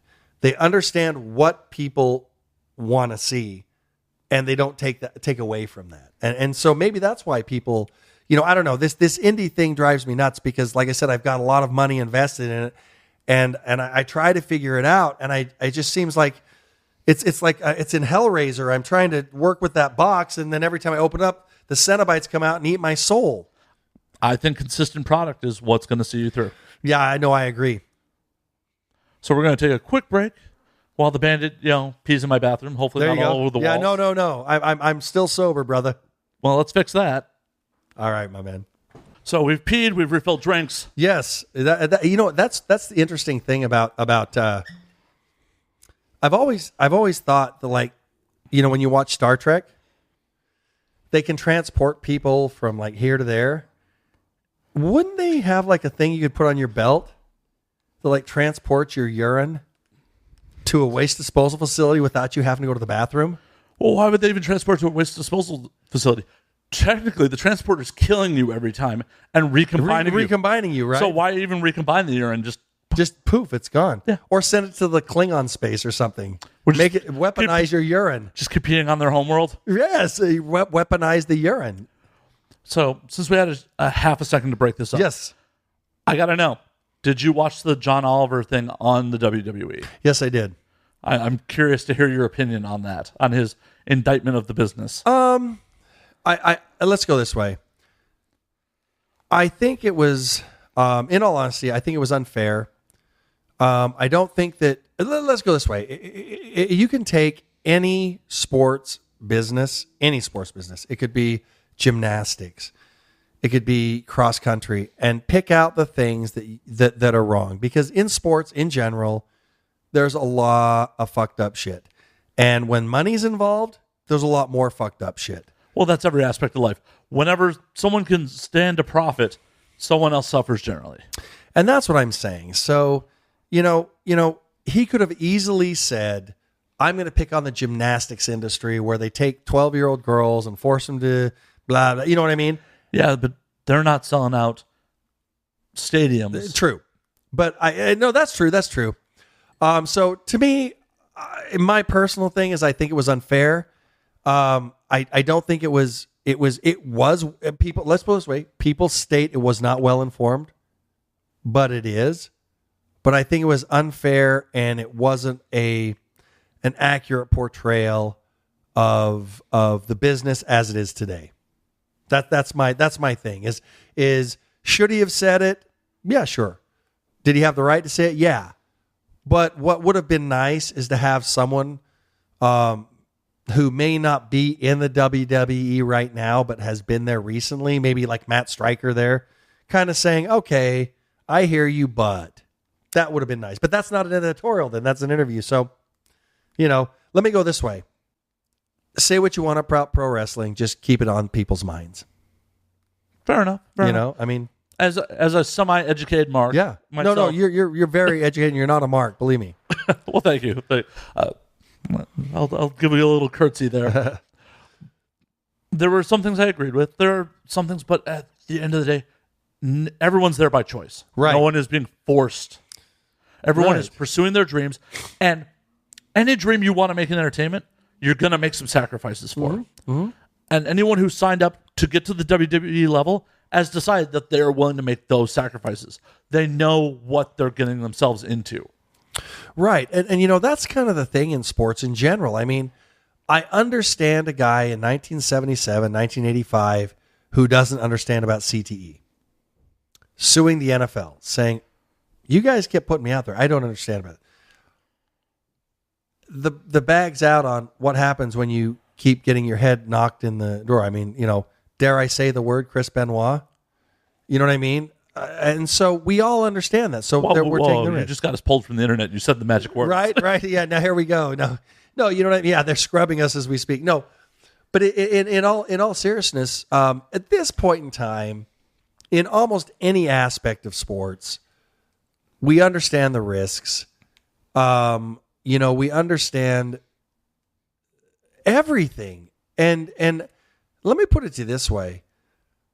I know the risks. I've been told that I may suffer from CTE. And when 2 weeks ago they said, okay, blah, blah, blah, you're going to take the Hoovy driver, did I go, oh, I'm sorry. I don't think I should do that because I might be suffering from CTE. I was like, okay, what next? Is it going to work? Yeah, Hoovy driver. Is there a camera there? Are they going to take that? Are they going to get me? You know what I mean? So, we all understand the risks. I get it. Oh, yeah. It's like stuntmen in movies. Yeah. They know what they're doing. Yeah. I mean, seriously. I mean, that's a very interesting analogy. That's very interesting. That's really interesting. I mean, okay. We crossed a bridge here. I don't think you realize this. Now, this is very important. I mean, this is huge because why doesn't anybody ever do an expose on the stuntman industry? Why doesn't anybody go? Because it's accepted risk. No one's doing exposés on firemen running into fires. Right. Because that's their fucking job. Right. That's what they do. And so that's, and I've heard the analogy between stuntman and pro wrestlers and all that stuff. But seriously, I mean, very rarely do you hear, union stuntman sues the industry because he was caught on fire one too many times. But yet there's probably guys out there, I guarantee if we looked and we hired John Stossel, he might find someone out there that is a stuntman that took too many bumps. And so from that standpoint, that's a great point. I mean, we all understand the risk. We all understand the payoff, and I'm willing to risk my future health and I'll continue to do what I do until I make it to the highest level. Well, so a quick Google search, the number one result on stuntman sues over fire is from 2013. So in 6 years, the top result is a stunt that went wrong on Ghost Rider 2. There you go. But you're telling me that's the only one that's happened? That's the top search that came up. Yeah, you know what I'm saying? So yeah. Movies are being made every fucking day. There are stuntmen risking their lives every fucking day. Oh, yeah. And if you don't think that CTE is a real problem in stuntmen, I mean, think about those guys that crash cars. I mean, that I can't imagine. But you know what? I'm not here to mess with that industry. I'm just merely saying that Oliver's report kind of tended to, again, say what you want about pro wrestling. Just make sure that you list the next show I'm up on. And you know what I mean? Well, it would be great if could be an off season for guys Right. to recover. UFC fighters get medical suspensions that are 6 months to a year, depending on how bad. Like, did you watch the pay-per-view last night? I did not. Max Holloway and Dustin Poirier went to war for 25 minutes. Max Holloway absorbed something like 150 headshots, Wow. and it went to decision. Max should not be getting back into a cage in the next 6 months. No. There's no reason for it. No. Well, and that's what I'm saying. And on a side note, I want to tell you a funny story. So I'm in a bar in Whole Foods in Pasadena. Yes, there is a bar in Whole Foods in Pasadena. And they're showing golf. And there's 3 guys talking and there's no sound. And I said, can I please watch something anything? I don't care what it is. I don't want to see 3 guys talking that I can't hear. And so they're flipping through the channel. And I said, oh, hey, boxing. Oh, I'm sorry. That's violence. We can't show that here. Meanwhile, guess what was going on the TV over here? The UFC fight. That's ridiculous. But anyway, 150 headshots in one fight. That guy shouldn't be getting in the ring anytime soon. And God bless him. And that's a warrior. And my hat's off to him. Oh, no. Me and my friends were talking last night. Like, that guy's a mutant. Like, Yeah. you punch me a tenth of that, I'm Yeah, going to no. go out, be in a fetal position, crying. Please don't hit me again, sir. Yeah, no, and that's the thing. I mean, I've heard so many. I mean, there's so many stories of MMA guys and pro wrestling guys and boxers who go to the doctor for a routine checkup, and the doctor doesn't really quite comprehend what they do, and they go, "So when did you get in the car accident? What car accident? I'm a pro wrestler. Oh, well, you broke your neck 3 weeks ago and you didn't, what?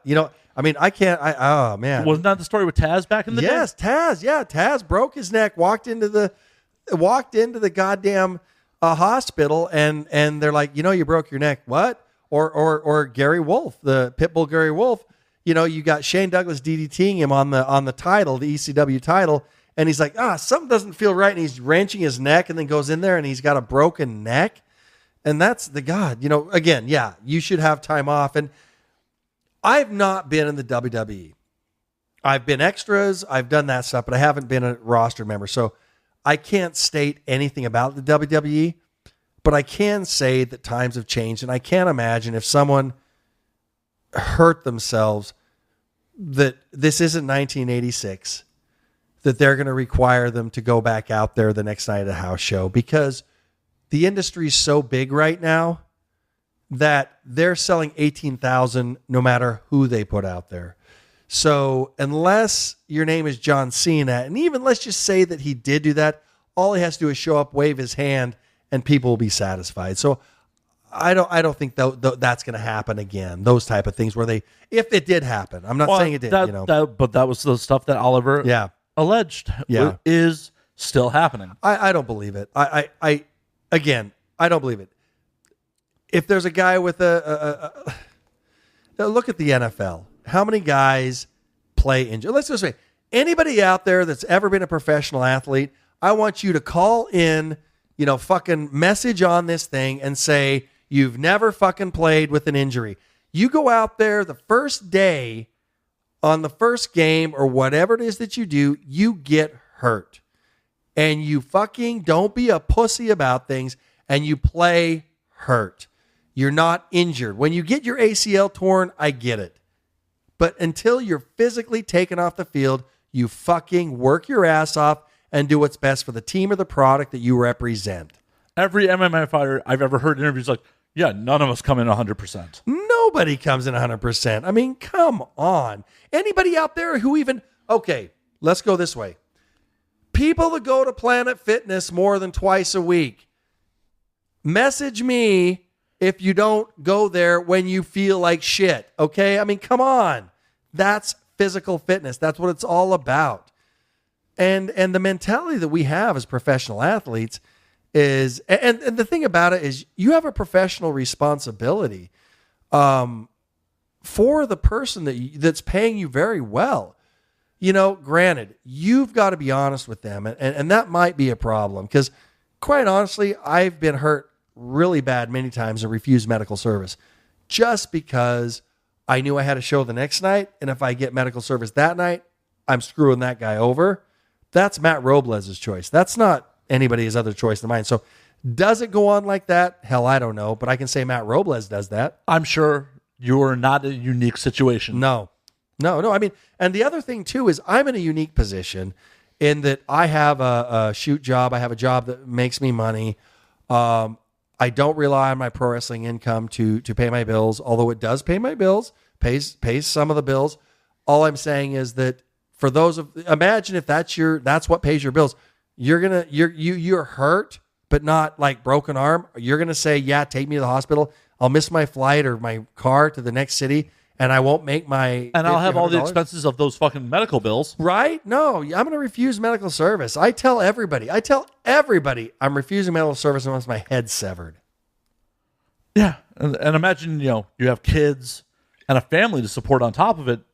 And you're not just supporting yourself on doing the indie circuit or whatever you're doing as a professional athlete if you're not at a multi-million-dollar level. Right. No. And so, again, to get back to your original point, was the Oliver thing, I'm going to say, my summary is it was unfair, a little bit unfair. It was a little bit, he didn't take things out of context so much, but it was something that he kind of assigned to pro wrestling that could have been assigned to a lot of other professional sports. But he's also catering to the majority of America who's working a safe 9 to 5, who would never imagine going into work even sick, let alone injured. Right. Most of America isn't making sacrifices to try to pursue their dreams, try to support their families. They're working a comfortable job. Yep. Well, and that's the thing that people don't understand about professional wrestlers, minor league baseball players, minor league hockey players, anybody that's working at this level is we're pursuing a dream. We are literally bought a lottery ticket on the hopes and feelings inside ourselves that maybe one day someone sees what we're doing and that lottery ticket is cashed in. And for me, it's been done in many ways, not to the level of getting $1 million contract at WWE. To me, it's not about the money. It's about being the best at what I do. But it's a dream. We are cashing in. We are betting on ourselves. We are betting on our dream because you don't go to college and say, I'm going to be a pro wrestler. You go to wrestling school understanding exactly what the business is about. And the business is hard. The business doesn't pay well. The business is shitty. The business may not care about you. Right. The business does not care about you. And you're going to have to chase promoters down for money. And so you're chasing a dream and you bought a lottery ticket. And hopefully one day it'll pay off. And if it doesn't, I would rather take that risk than do something, quote, safe.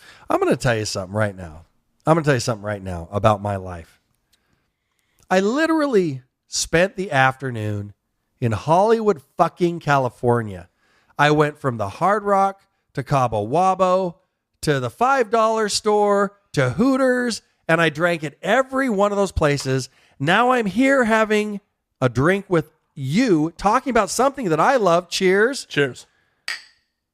And I owe all of that to pro wrestling. Now, I want every one of you motherfuckers out there that are an accountant or even my engineer buddies or something else, tell me that you fucking did that. What the fuck did you do with your life? I guarantee you don't live my life. And so even if I fail, even if I do not make it to the WWE, which to me is a failure, I don't know, probably, but I have had one hell of a run. And I have that lottery ticket in my hand. I know enough that I work my ass off. Someone's going to recognize what I do, and they're going to appreciate it. The way I try to live my life is on my deathbed, I want to look at things and go, what will I regret less? Yes, exactly. We all have regrets. I mean, some people say I never have regrets. Well, that's You're bullshit. full of shit. Yeah, you're full of shit. But I'll tell you what, I do not regret getting into the pro wrestling business. And it's the old adage, I love pro wrestling, I hate the business, but you know what? I can say the same thing about engineering, and I can tell you one thing about it, about the difference between pro wrestling and engineering that I love to tell my engineering buddies is, in engineering, literally an architect or an owner sends you a set of plans and says, how much for you to engineer this building? And you bust your ass and you work at every detail and you say, it's going to be $12,000 for this fee. And they come back and go, you know what? The engineering company across the street is going to do it for $11,500. So I'm going with them. That's never happened to me in the pro wrestling business. When I'm hired to be MK or the federal director or whatever, they do not call me and say, you know, there's a guy across the street that'll do it for $50 less than you, so don't bother coming to Los Angeles. It doesn't happen. They respect me as a professional and bring me in because of what I do and my professional capabilities. And that's what contractors and engineers and architects don't understand. Once you get to that point, people respect your professionalism, even if it means paying a little bit more, which is not what happens in engineering, architecture, or construction. Well, it's a difference between being a personality and being a service. Yes. And that's the hardest thing for me to do. You know, my accounts receivable as a professional wrestler is zero. My accounts receivable as an engineer is $200,000 worth of people over, you know, maybe a 10 or 15 years period that have not paid me. And the difference too is, you don't pay me, I'm going to kick your ass right there, right now. And in engineering, I can't do that. Although I thought about opening a Chicago office and like hiring a bunch of these thugs and just like send them to the office and say, you know, the McNeil Engineering Chicago office is here to talk to you about your accounts receivable. We'd probably get paid a lot quicker. Maybe not. I come from a blue collar family. Like most of my mom's side runs HVAC. Gotcha. And my grandfather was so old school that it was considered a good year if he was only in court suing people to get paid twice. Isn't that amazing? Yeah. Like, hey, is your fucking place heated? Is your place fucking cooled? Then why the fuck aren't you paying? Yeah, isn't that crazy? That's the thing that's weird about the construction industry is I guess I'm naive or stupid or something that like I signed my name to something that says do this for this amount of money and this is the way it is. I do it. I don't know. It's just the way it is. But it blows me away that how many people will sign contracts. It's not a matter of a misunderstanding. It's not a matter. They just don't pay. Why? I don't know. They're crooks. Because why pay you if I don't have to? Right. And I think a lot of it is leverage. It's like, you know, when you really think about it, like the AAF, prime example, is one of my hobbies. Again, a different side of me is doing sports commentary and working on football. And I was lucky to be on the ESPN 700 radio crew with the AAF. Well, you know, all of a sudden it's like the thing a couple weeks ago goes out of business, and I've paid for this ticket to Atlanta. Who's going to reimburse me for that? Nobody. But you have a guy who's a billionaire that committed on paper, signed agreement, $250 million to keep this thing afloat for 2 years, just decided, I don't want to. Knowing full well that what are you going to do about it? You have zero in the bank account. I've got billions.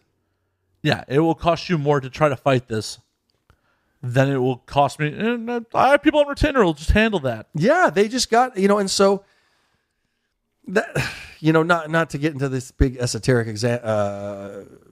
discussion about non-payment of but the golden rule always governs is those who have the gold rule but yeah, that's kind of the thing with the construction AE industry. Kind of going back to that is how the hell do you hire me to be an HVAC guy, do your building, you know it works, you know I did a good job, but why aren't you paying me?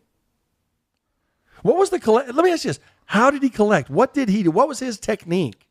Suing a lot of people. It was, yeah, isn't that amazing? It's like, you know, and a lot of times, like I've got a box of judgment I'll sell you for $10 because sometimes those judgments don't work out because people start out LLCs and things of that nature, understanding full well that they're not going to pay you, developers, things of that nature, and that's just what it is. Go after the LLC that has zero assets and Right. And that's actually, unfortunately kind of the world that we live in. It's sickening. And I got a question. Okay. Here's my question. You're a Southern California guy, right? Transplant, but sure. Okay. Where are you from originally? Chicago. All right. Resistance Pro Wrestling guy. Anyway, so Windy City Pro, actually. Windy City Pro. Okay, good. There you go. Old school stuff. All right. So here's the deal. So the big argument in my travels is and I got a ongoing feud, Facebook fire war feud, whatever you want, with this guy. And I'm not going to give him the time of day to give him his name, but Lori Loughlin, she's like, I would have done what any mother did.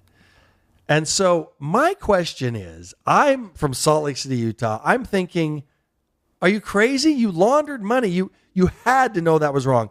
Is it me that's like, it's not good to break the law and falsify your daughter's academic and athletic records to get her into any school, let alone USC? Am I a nut, or is that just like fucked up? Well, it's fucked up on a bunch of levels. First and foremost, you 100% should allow your children to fail. They're going to be shit human beings if they've never known failure. Right. Because they are going to know failure at some fucking point.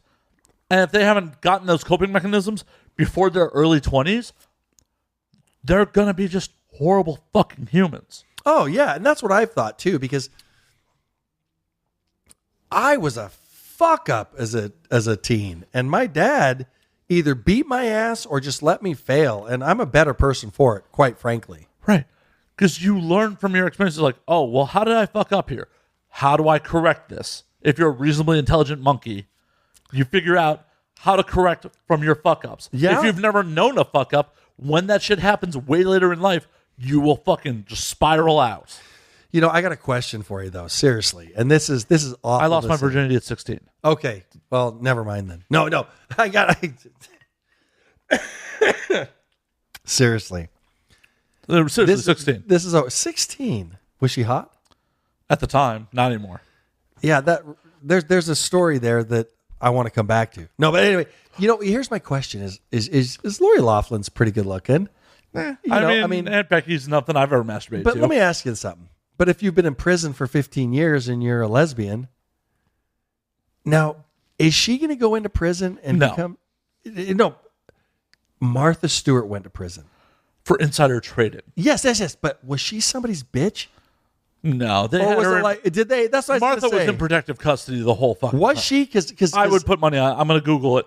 Because my question is there someone out there just waiting, going, oh man, and they're betting cigarettes and matches and makeup to be, I get the first crack at this bitch, or is there, you know what I'm saying? That's my thoughts. I'm thinking of the 1980s, Unchained Heat women in prison movies. Because that's what I'm thinking of. You know what I mean? If I were her, that's what I'd be worried about. She's rich. She's not going to jail. Do you remember Office Space? No, when the guy says the first thing you do is kick someone's ass and become someone's bitch? Or in Celtic Pride, where he says, I think I'll become a born-again Christian because no one wants a born-again Christian as their bitch. Definitely not. Yeah, Martha did 5 months and it was nothing major.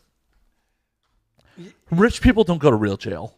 But, dude, they're making an example of her. Sure they are. So here's my question. Where's the pro wrestling angle here?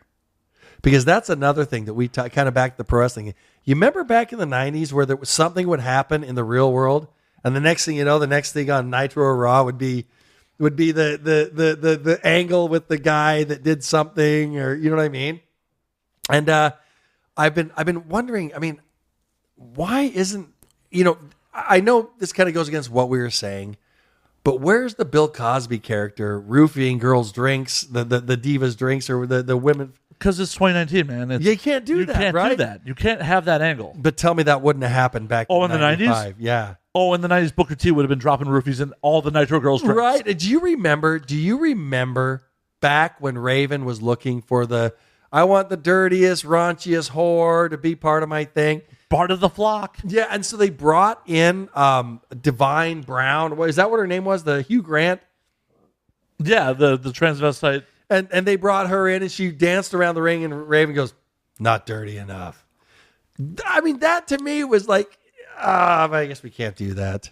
I'm probably going to hell.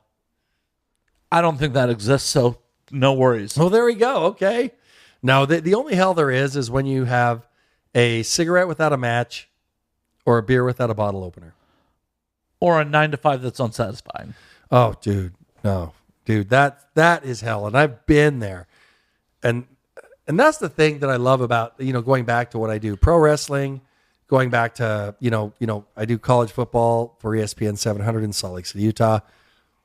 As bad as it gets, as bad as all of that gets, it's not as bad as the worst 9 to 5 I've had. It's not as bad as when I was in college working for the gamekeeper, selling card games to fucking people that came in and complained that their card shuffler didn't work because they were too stupid to fucking understand how to put the batteries in. And you know what's weird about that? Is I know those old bitches knew how to put the batteries in their dildos, but they didn't know how to put the batteries in their card shufflers. Priorities. See? Right? And I don't disagree with that priority. I'd much rather get off than play cards. Yeah, well, who wouldn't? Who would get off and play cards? No. Cards get all sticky. That's a mess. There's a funny story on just cards and stuff like that. Like I'm not a big gambler, but it's fun when I go to Las Vegas or Wendover, Nevada, and gamble. And I have a system. Everybody has a system. I'm not saying my system's good, but it's just kind of one of these things where it works when it works and it doesn't when it doesn't. But the last thing you want anybody to say is card counting cards at the table. I happen to be having a good run. I was with a client and his wife, and I happen to be having a good run at the table. You know what I mean? And my client was like, and I kind of explained the system, and it's again, it's not card counting. It's just a system. And it's like I said, do I make money at it? No, but it's fun. So I'm doing all this stuff, and I happen to be up a lot at that point in time. So I don't know what he had to have said to his girl, but I'm like, betting and doing this, getting rake. And she goes, oh, so you're counting cards. And the guy, the big pit boss, looks over at me and he sees this stack of chips, and I'm just like, and I didn't know what to say. So then and then it was like, almost like it's like I had the biggest string of luck I've ever had in my life. And I'm just betting one bet going, please lose, do something. They asked me to leave the table. I've never had that happen. Why the fuck would you? I mean, I could have made a mint, but the one time my system works, I got to have someone say, oh, you're counting cards. See, that's when you almost go to jail. Yep. But I don't advocate hitting women. No. But it might have been understandable in that situation. But no, the dude came and he's like, I think it's time for you to cash out. And I'm like, oh. And then he actually was cool about it. He goes, but they have electronic blackjack at the bars. And so it was like kind of like, you're not kicked out, but and I kind of like, oh, okay. Now then like a dumbass. So then I leave my wallet on the table, go over to there. Then I'm like, where's my wallet? Then I had to go sign for my wallet. Oh, geez. It's just not a good thing when you say, oh, so you're counting cards. It's almost like a meme of some sorts, but a living meme. Like, you should turn to your client and be like, you should not insert in her. Yes. Because if you breed with her, you're stuck with her for the rest of your life. You're stuck with her for the rest of your life if she happens to get pregnant, because she's probably not smart enough to take her birth control. Right? And I just, oh my God. But like, that's the last thing. It's like saying bomb in an airport. No, who does that? Oh, but some people actually do. I know. Believe me, I am often amazed that we've made it this far as a species. Oh yeah. Well, what do you think about the security? The security theater. Oh, 100%. So, a little background. Yeah. I used to have a full-time travel job. Like, okay, in 2014, I flew 149,000 miles. Oh my God. I know the ins and outs. Like, before we got on air, we were talking about sky lounges because I've been to them all. Yeah. I'm a Delta frequent flyer too, so like, there you go. I know where all the self-service lounges are because I may have gotten fucked up in most of them. You have to, dude. Yeah. It's how you live your life. Anybody that people that think the flying around and doing that is fun and travel, it sucks. It's hard on you. It's a mentally and emotionally, it's hard. The first year it was a blast. Yeah. The first year 4, I burnt out so bad, and I told my employer, like, I need to get off the road. I'm burnt out. Let me put it this way: when you're excited because you go to Portland because the Sky Club has self-serve Kieran, your life's pretty sad at that point. Thanks for that reminder. Yeah, no, I know, right? No, anyway, I'm sorry. I interrupted your story. No, it's okay. Just it hit me with a little bit of like, oh yeah, right in the feels, right in the. You ever see the movie with George Clooney, Up in the Air? Yes. The first time I saw it, I thought it was hilarious. After living it for a couple of years, like, oh, this movie's really fucking depressing. Yes, it's very depressing, and it is, like you said, you live that. It's planes, trains, and automobiles up in the air. That is your life. Is there anything worse than being on the road and seeing that ding on your phone that says the flight's delayed? Is there anything worse? No, especially in a market where there's a bartender at the Sky Lounge. It's like, No, I know, and not only that, you have to be sober. So you have to pretend to be sober. Yeah, pretend. The amount of flights I've boarded not sober. I don't want to be Jeff Hardy. You heard about that? No. Don't you remember? I mean, God bless Jeff Hardy. He's done more in the industry than I'll ever do, and he's a great, guy. But apparently, he got really fucked up at an airport, and I don't know exactly what he did, but they refused him to get on a plane, so he missed like a house show or something like that because he was too fucked up to get on an air. And How do you get too fucked up? Like, seriously, all you got to do is just smile and stumble, right? and you get on first because you can pretend to be disabled. I 100% flew into Vegas when I was living in Chicago. So fucked up by the time I got off the flight. I stole a wheelchair the minute I landed in Vegas. Nice. This is my low class days. I was on. Let's hear Spirit. it. I was on Spirit. Oh. I drank them out of whiskey. I drank the Spirit flight out of whiskey. Nice. Expense account, right? No, that was out of my own pocket at that point. Oh. Drank the Spirit flight out of whiskey and stole a wheelchair the minute I landed in Vegas. Still had no problems getting my luggage or doing anything. Yeah, held it together like, yep, it's cool. I'm good. I'm good. Have you ever thought about this? And this is so awful, and I'm a horrible human being for thinking about this, but like, my mother broke her leg, and she's 90 years old, and she has a really fucking cool cane. And so she gave it to me because she got a better cane. And I'm like, this is really cool. Like a Freddie Blassie, I'll, poke people or hook them or do something. And then I thought, God, I get on the flight first and just hobble onto the flight. Have you ever thought about that when they go, does anybody need assistance? And you just kind of think, no one saw me walk here. Let me just kind of hobble on. So I've never done that, but also the majority of my travel time I had platinum or above status. So Okay. But horribly judging like able-bodied people doing that. Right. On the flip side, I've totally thought about putting on an air cast to go to Magic Mountain to get to the front of the lines for roller coasters. What's more important, roller coasters? It's the same concept, but I enjoy that. And it's like the travel industry is like, to me, it's like, it scares me. I'm gonna be honest with you, it really does scare me.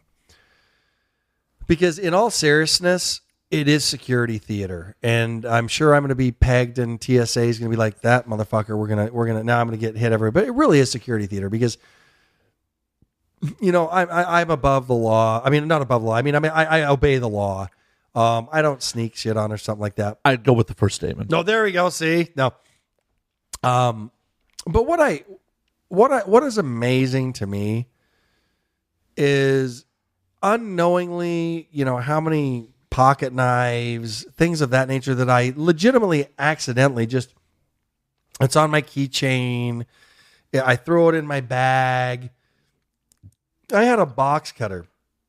I had bought some collectibles from a bar that was going out of business by my house, and they had these jerseys, and so to me, I don't want them in these big frames. I want to cut them out, and so I had a box cutter. I put it in this bag that I normally use for flying. Put it in a box cutter. What did the 9/11 guys use to fucking hijack the planes with? I believe a box cutter. I had a fucking box cutter in my bag. And when I got back to Salt Lake after I've flown to Little Rock, Arkansas and back, Little Rock, Atlanta, and back to Salt Lake, I'm unpacking. I'm like, To be fair, a box cutter is not taking down any flights in the post 9/11 world. I understand that, but still, I mean, you know. But what's even crazier is during the during the government shutdown, a guy got a gun to Japan. Right? Checked in his carry-on through Atlanta, which is a major fucking hub, all the way to Japan. And the fucked up part is I can't even find any follow-up articles on what happened to him once he got to Japan. Right. And it's like, oh, I got a gun. Because Japan is crazy. Oh, yeah. Yeah. Like, you need a license to get an air rifle in Japan. Oh, yeah, yeah. Oh, let me ask you this. Speaking of Japan, what do you think about I'm going to say the resurgence of New Japan, All Japan Wrestling, because it seems to me like a lot of the, forgive the term, the smart marks, things like that, tend to like focus on the Kenny Omegas and that stuff and the AEW, All Japan, New Japan, that kind of thing. They almost like have a disdain, almost like the ECW disdain for the WWE, and they start looking at the in All Japan, New Japan, and like my buddy Sam Adonis is right now in Japan, and he's saying like the business is like super healthy, and like when I talk to people about All Japan, New Japan, it used to be 5 years ago, people would be like, who, what? But now they like, oh, this match, that match, Champions Carnival. What is your thought on that? So, actually, this time 3 years ago, I was in Tokyo. Okay. Trying to go to a New Japan pay-per-view. Nice. At the Tokyo Dome. Very cool. Scalpers aren't a thing in Japan, apparently. No, not at all. Me and like 6 friends tried to get scalp tickets. Yeah, it didn't work out well. We sadly didn't make it, but New Japan's a thing. Hard style is a thing. Yeah. People are into it. You know what? The cool thing that I wish we could get back to, I don't think it'll ever happen, but in Mexico and Japan, the coolest thing about pro wrestling there is they treat it the same way that they do the NFL, Major League Soccer, things of that nature. There's press conferences. And I almost think that if at the WWE level, at the AEW level, Impact, Ring of Honor level, they start doing press conferences, they start following the model that New Japan, All Japan, Michinoku, all those guys are doing now, start doing that again, it may get back to that where we have mainstream coverage of not just WrestleMania, but other events too. That would be fucking awesome. So what would you do if today New Japan came calling? Me? Yeah, you. Well, here's the thing. My philosophy since probably about 2005 in our office has always been the internet rules. The traditional office is no longer a bunch of guys in one office only working in that geographical area. Excuse me. We opened an office in St. George in 2002. St. George, Utah, which is A Vegas suburb, basically. yeah, basically Vegas, and I live in Salt Lake. And they were dying. There was not a lot of work there. So what we started doing is having them do work in, basically we would farm work to them and just email it. They would do the work, email it back to us. So we started doing work. So then next thing you know, an employee of ours wanted to quit and move to Idaho. And I'm like, well, why don't we just open an office in Logan, Utah, which is, 100 miles north. And another employee says, well, I want to go to Boise, which is, 250 miles. So if New Japan, and so my point is McNeil Engineering is a global company. Our drafting is done in the Philippines. Our work is done in Salt Lake City, in St. George, in Boise, in Logan, and in St. George. So we just share the work. So if New Japan, All Japan called me today, it would literally just be me saying, guys, for this amount of time, whatever the length of my contract is, I am going to be working from Japan. And I would get whatever the equivalent of those, rent a month offices are. I would set that up and I would do everything I could to work from there. Because you've got to understand that where I am right now is I'm an active engineer, a production engineer. I'm in charge of the department, but one thing that I will not be is a manager only. I want to have my edge. I want to be that engineer.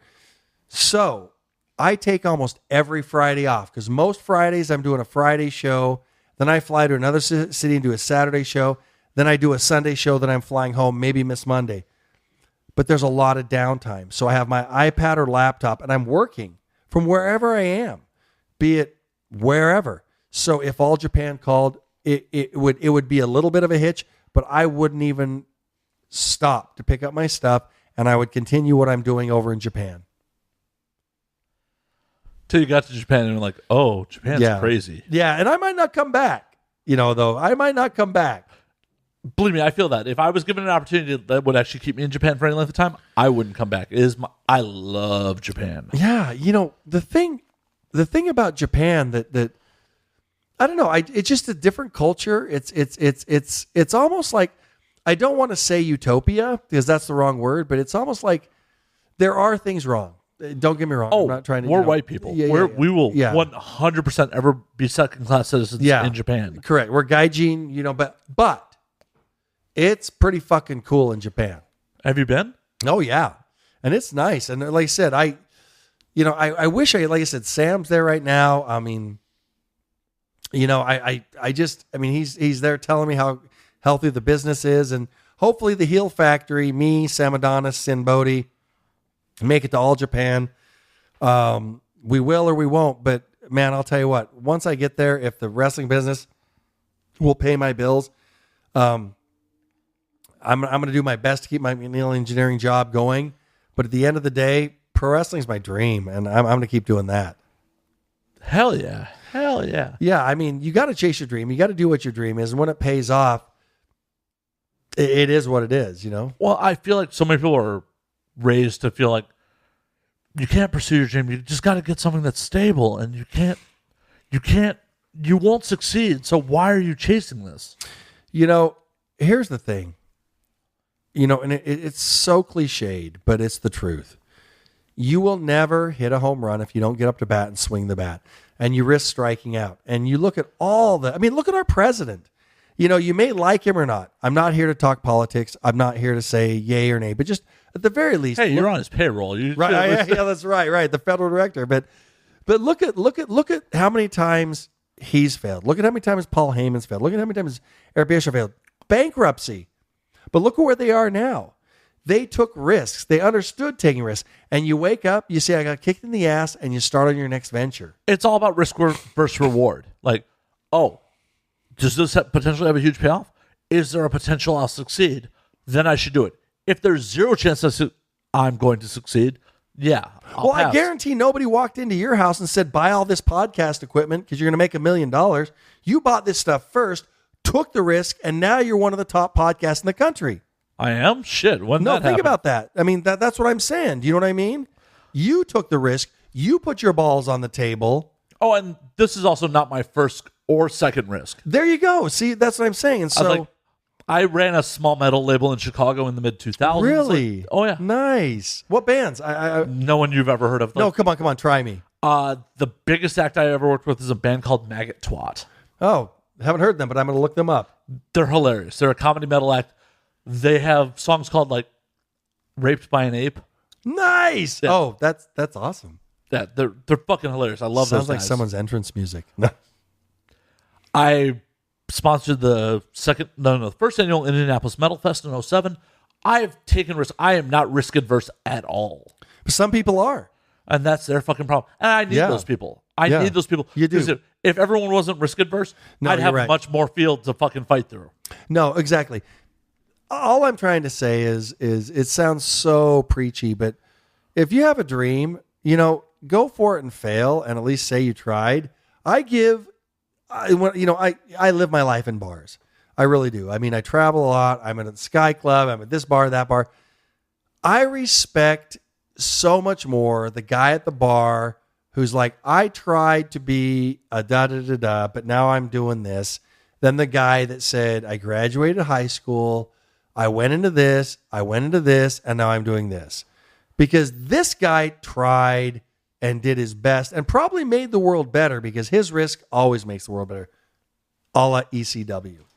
Exactly. It's always better to take a risk, try to live out your dream than fucking pump out 2.5 children, have your white picket fence. Woo! Right. You're contributing so much to society. Well, and I love my father. I really love my father. And he's such a wonderful man. And you know, he took different types of risks than you and me. Meaning, the gentleman saw making a certain wage in Salt Lake City and felt that he was being underpaid. So he took the risk to go to Idaho Falls and work with an engineering firm there, knowing that they may not make it while my mom was still in Salt Lake City, and he would come back on the weekends, okay? He continued doing that. Now, that company did go out of business. He came back to Salt Lake, and it was devastating to my family. It was. But God bless him. What could have happened if that company would have succeeded? I respect my dad more, and I live that model more of taking that risk for the betterment of his family than just sticking in Salt Lake and getting your cost living increase each year. If you're lucky. Right, if you're lucky. Fucking lucky. And what if you get laid off? Then what? Right. What'd you grind out 10, 15, 20 years for? Just to, get kicked to the fucking wayside because you are no longer profitable? Because they can bring some fucking college kid in for half your fucking wages? Well, and I think, again, I don't know the whole situation, but when I think about this, and I think about it often, actually, is he probably made himself more valuable to the market because people are like, we got to keep this fucking guy satisfied because he's crazy enough to go up there. And, you got to understand in the 60s and 70s to move somewhere like that and then come, and do that is nuts. And so they may be like, let's pay him enough to keep him here because he might go back up there for a nickel an hour, whatever he's, you know what I mean? And so maybe he made himself more valuable. Yeah, they realized that we can't just contain this guy. This guy's not just, he is not just alcohol. Yeah, he's not. He's not just okay with. He's not satisfied. Yeah, he's not satisfied. He's willing to ride the, take the risk, come back. Let me ask you this. Think about this. And I think about this all the time. I have so many people. I have a friend of mine. She lives in Colorado. And she has zero respect for pro wrestling. She has zero respect for what I do. And she's always like, if it's so hard, why do you do it? And, I'm not going to say she has a bad life. I'm not going to say that she has anything wrong, but I'm going to tell you something.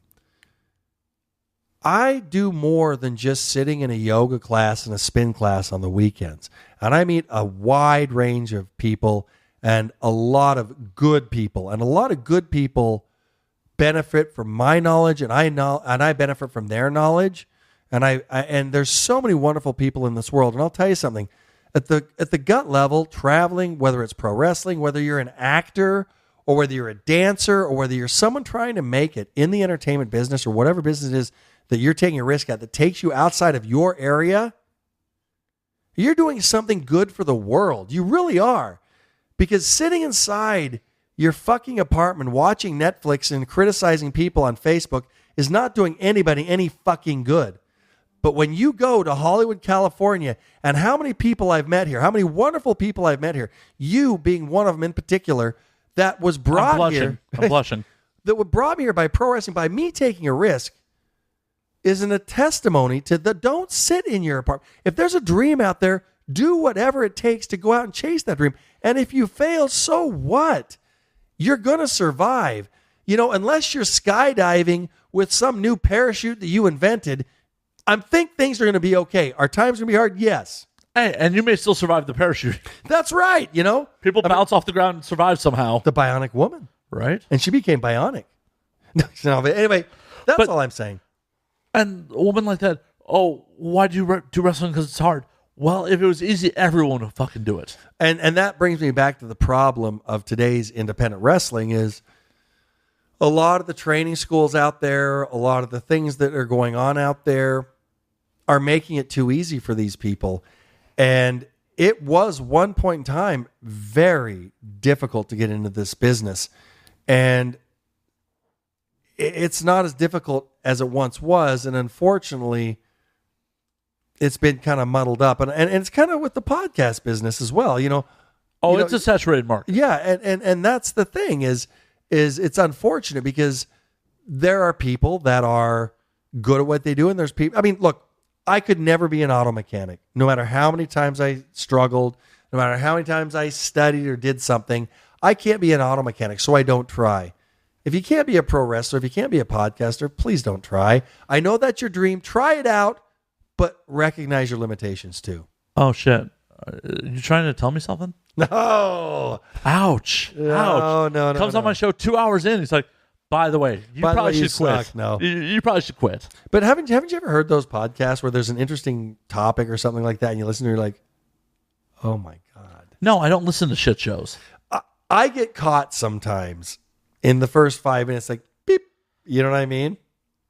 But that's what I respect about this podcast, and that's why it's such an honor to be here.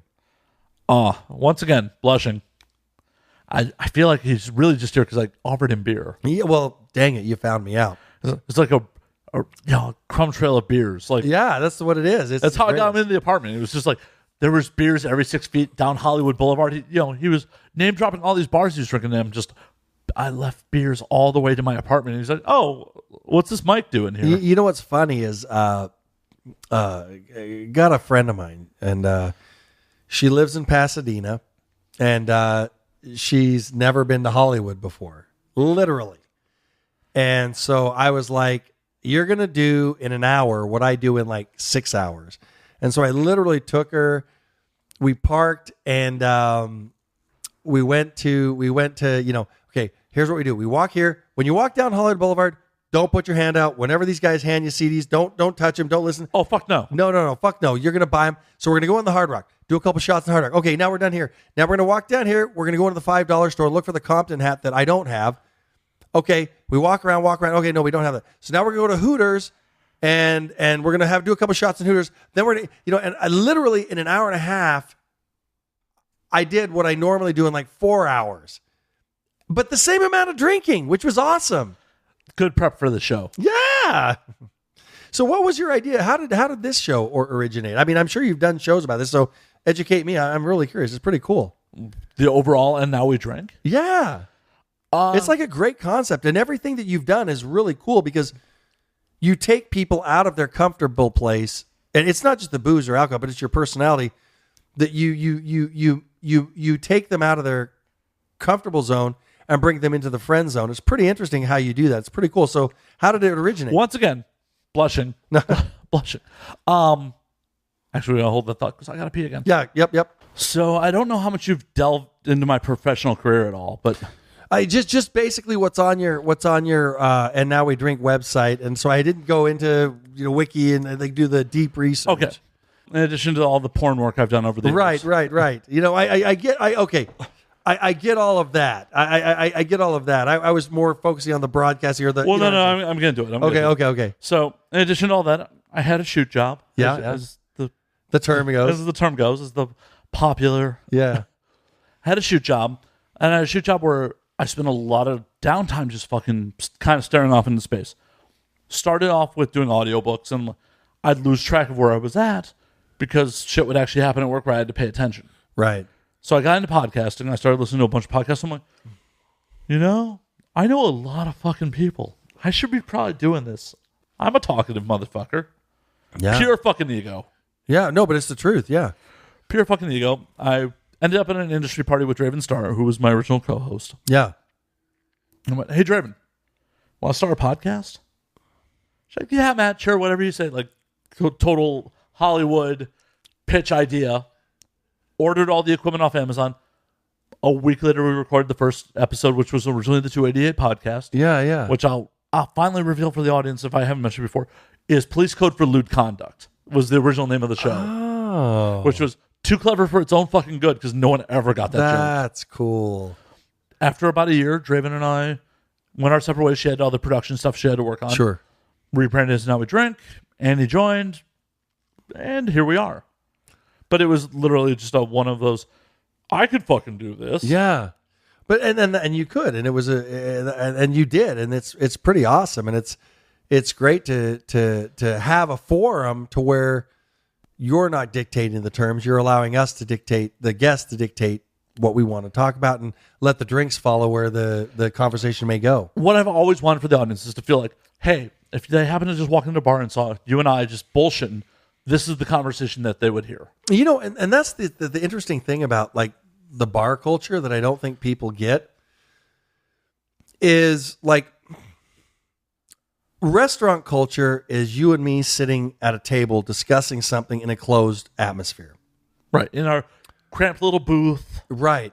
Bar culture is you and me talking and the person next to me and the person next to you going, oh, the A's? Oakland A's? I used to have season... Chiming in with whatever their bullshit is. And what's crazy, just like kind of today's podcast, I'm sure, all your podcasts, is you go a place that you yourself didn't know. And when you leave, you're a better person for that knowledge than when you started. For sure.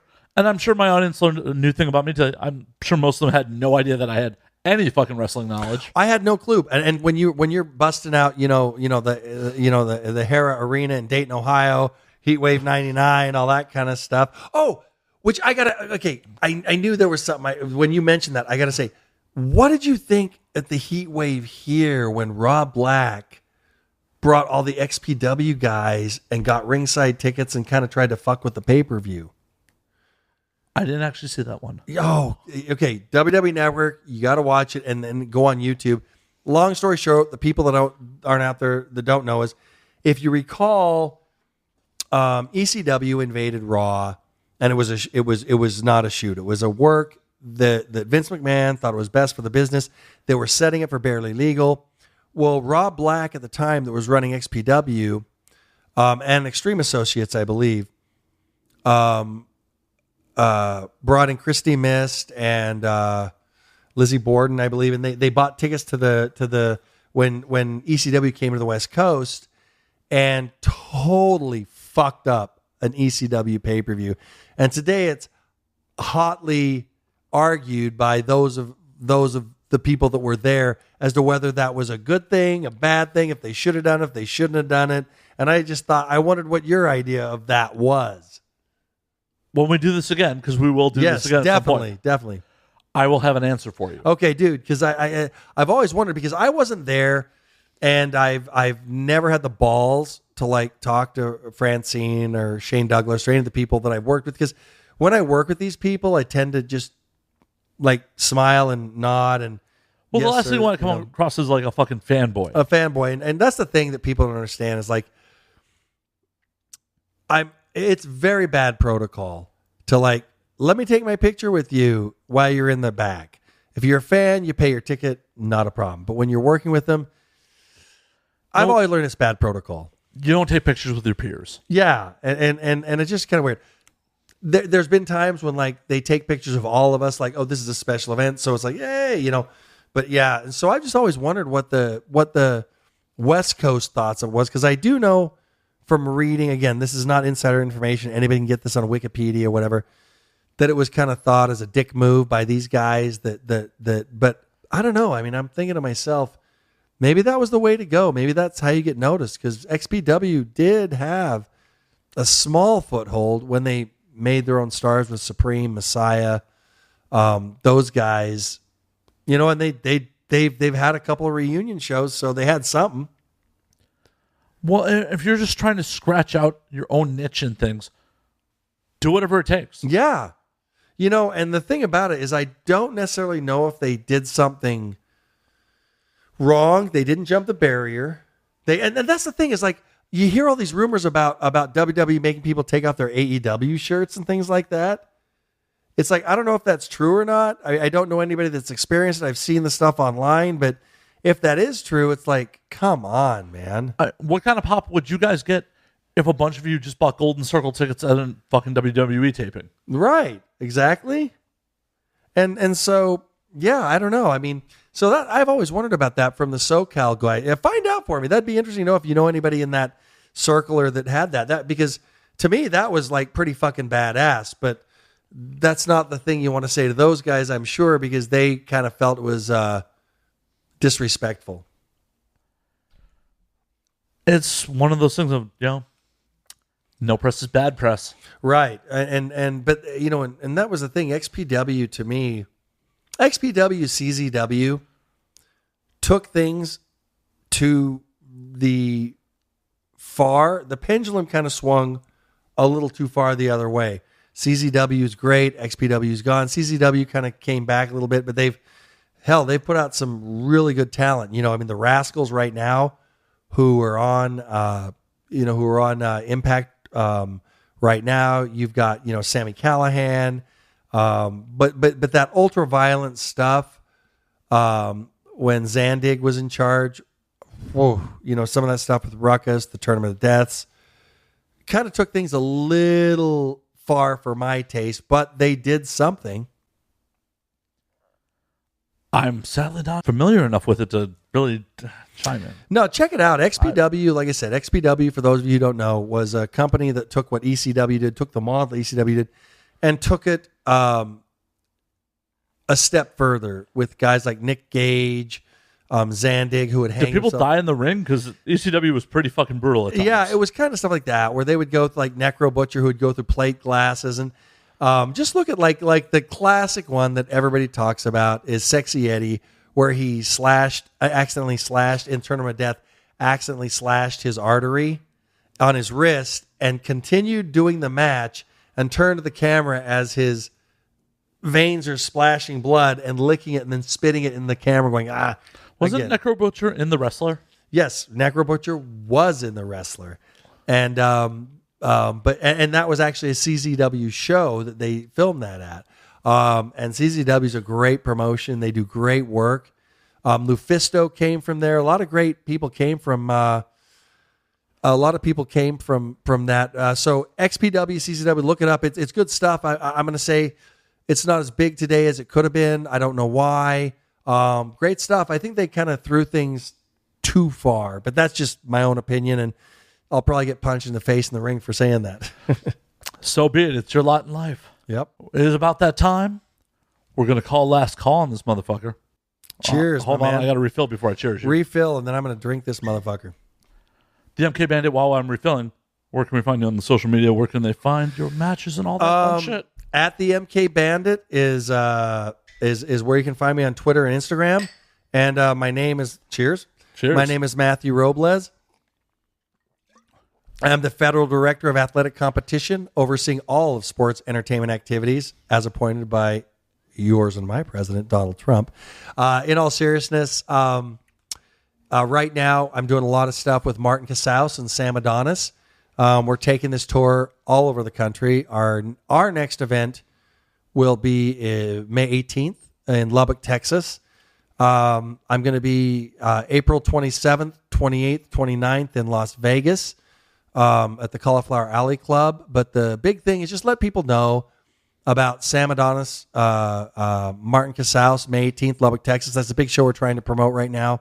As well as June 23rd, we've got Mecca 10 in Las Vegas, which is another one of my companies. And I just wanted to say personally, this has been so much fun and allowing me to kind of get out some of my frustrations and some of my thoughts about the business.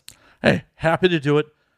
What I want honesty. I want real life. No, this was a shoot. This is like the only, like I said, I've been on a lot of podcasts. This is the first non-wrestling podcast I've been on. So I kind of felt the comfortability.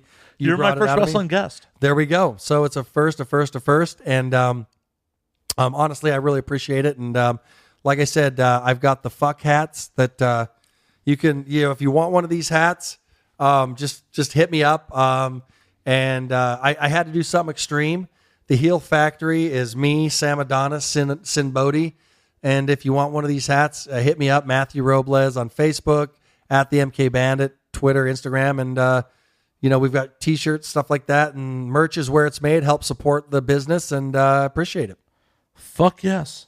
Fuck yes. And we will definitely do this again at some point. Yeah, oh yeah, definitely. Yeah, next time I'm here, I'm hitting you up, and we're gonna, even if we don't do the official podcast, we're gonna do something from a bar. So Done and done.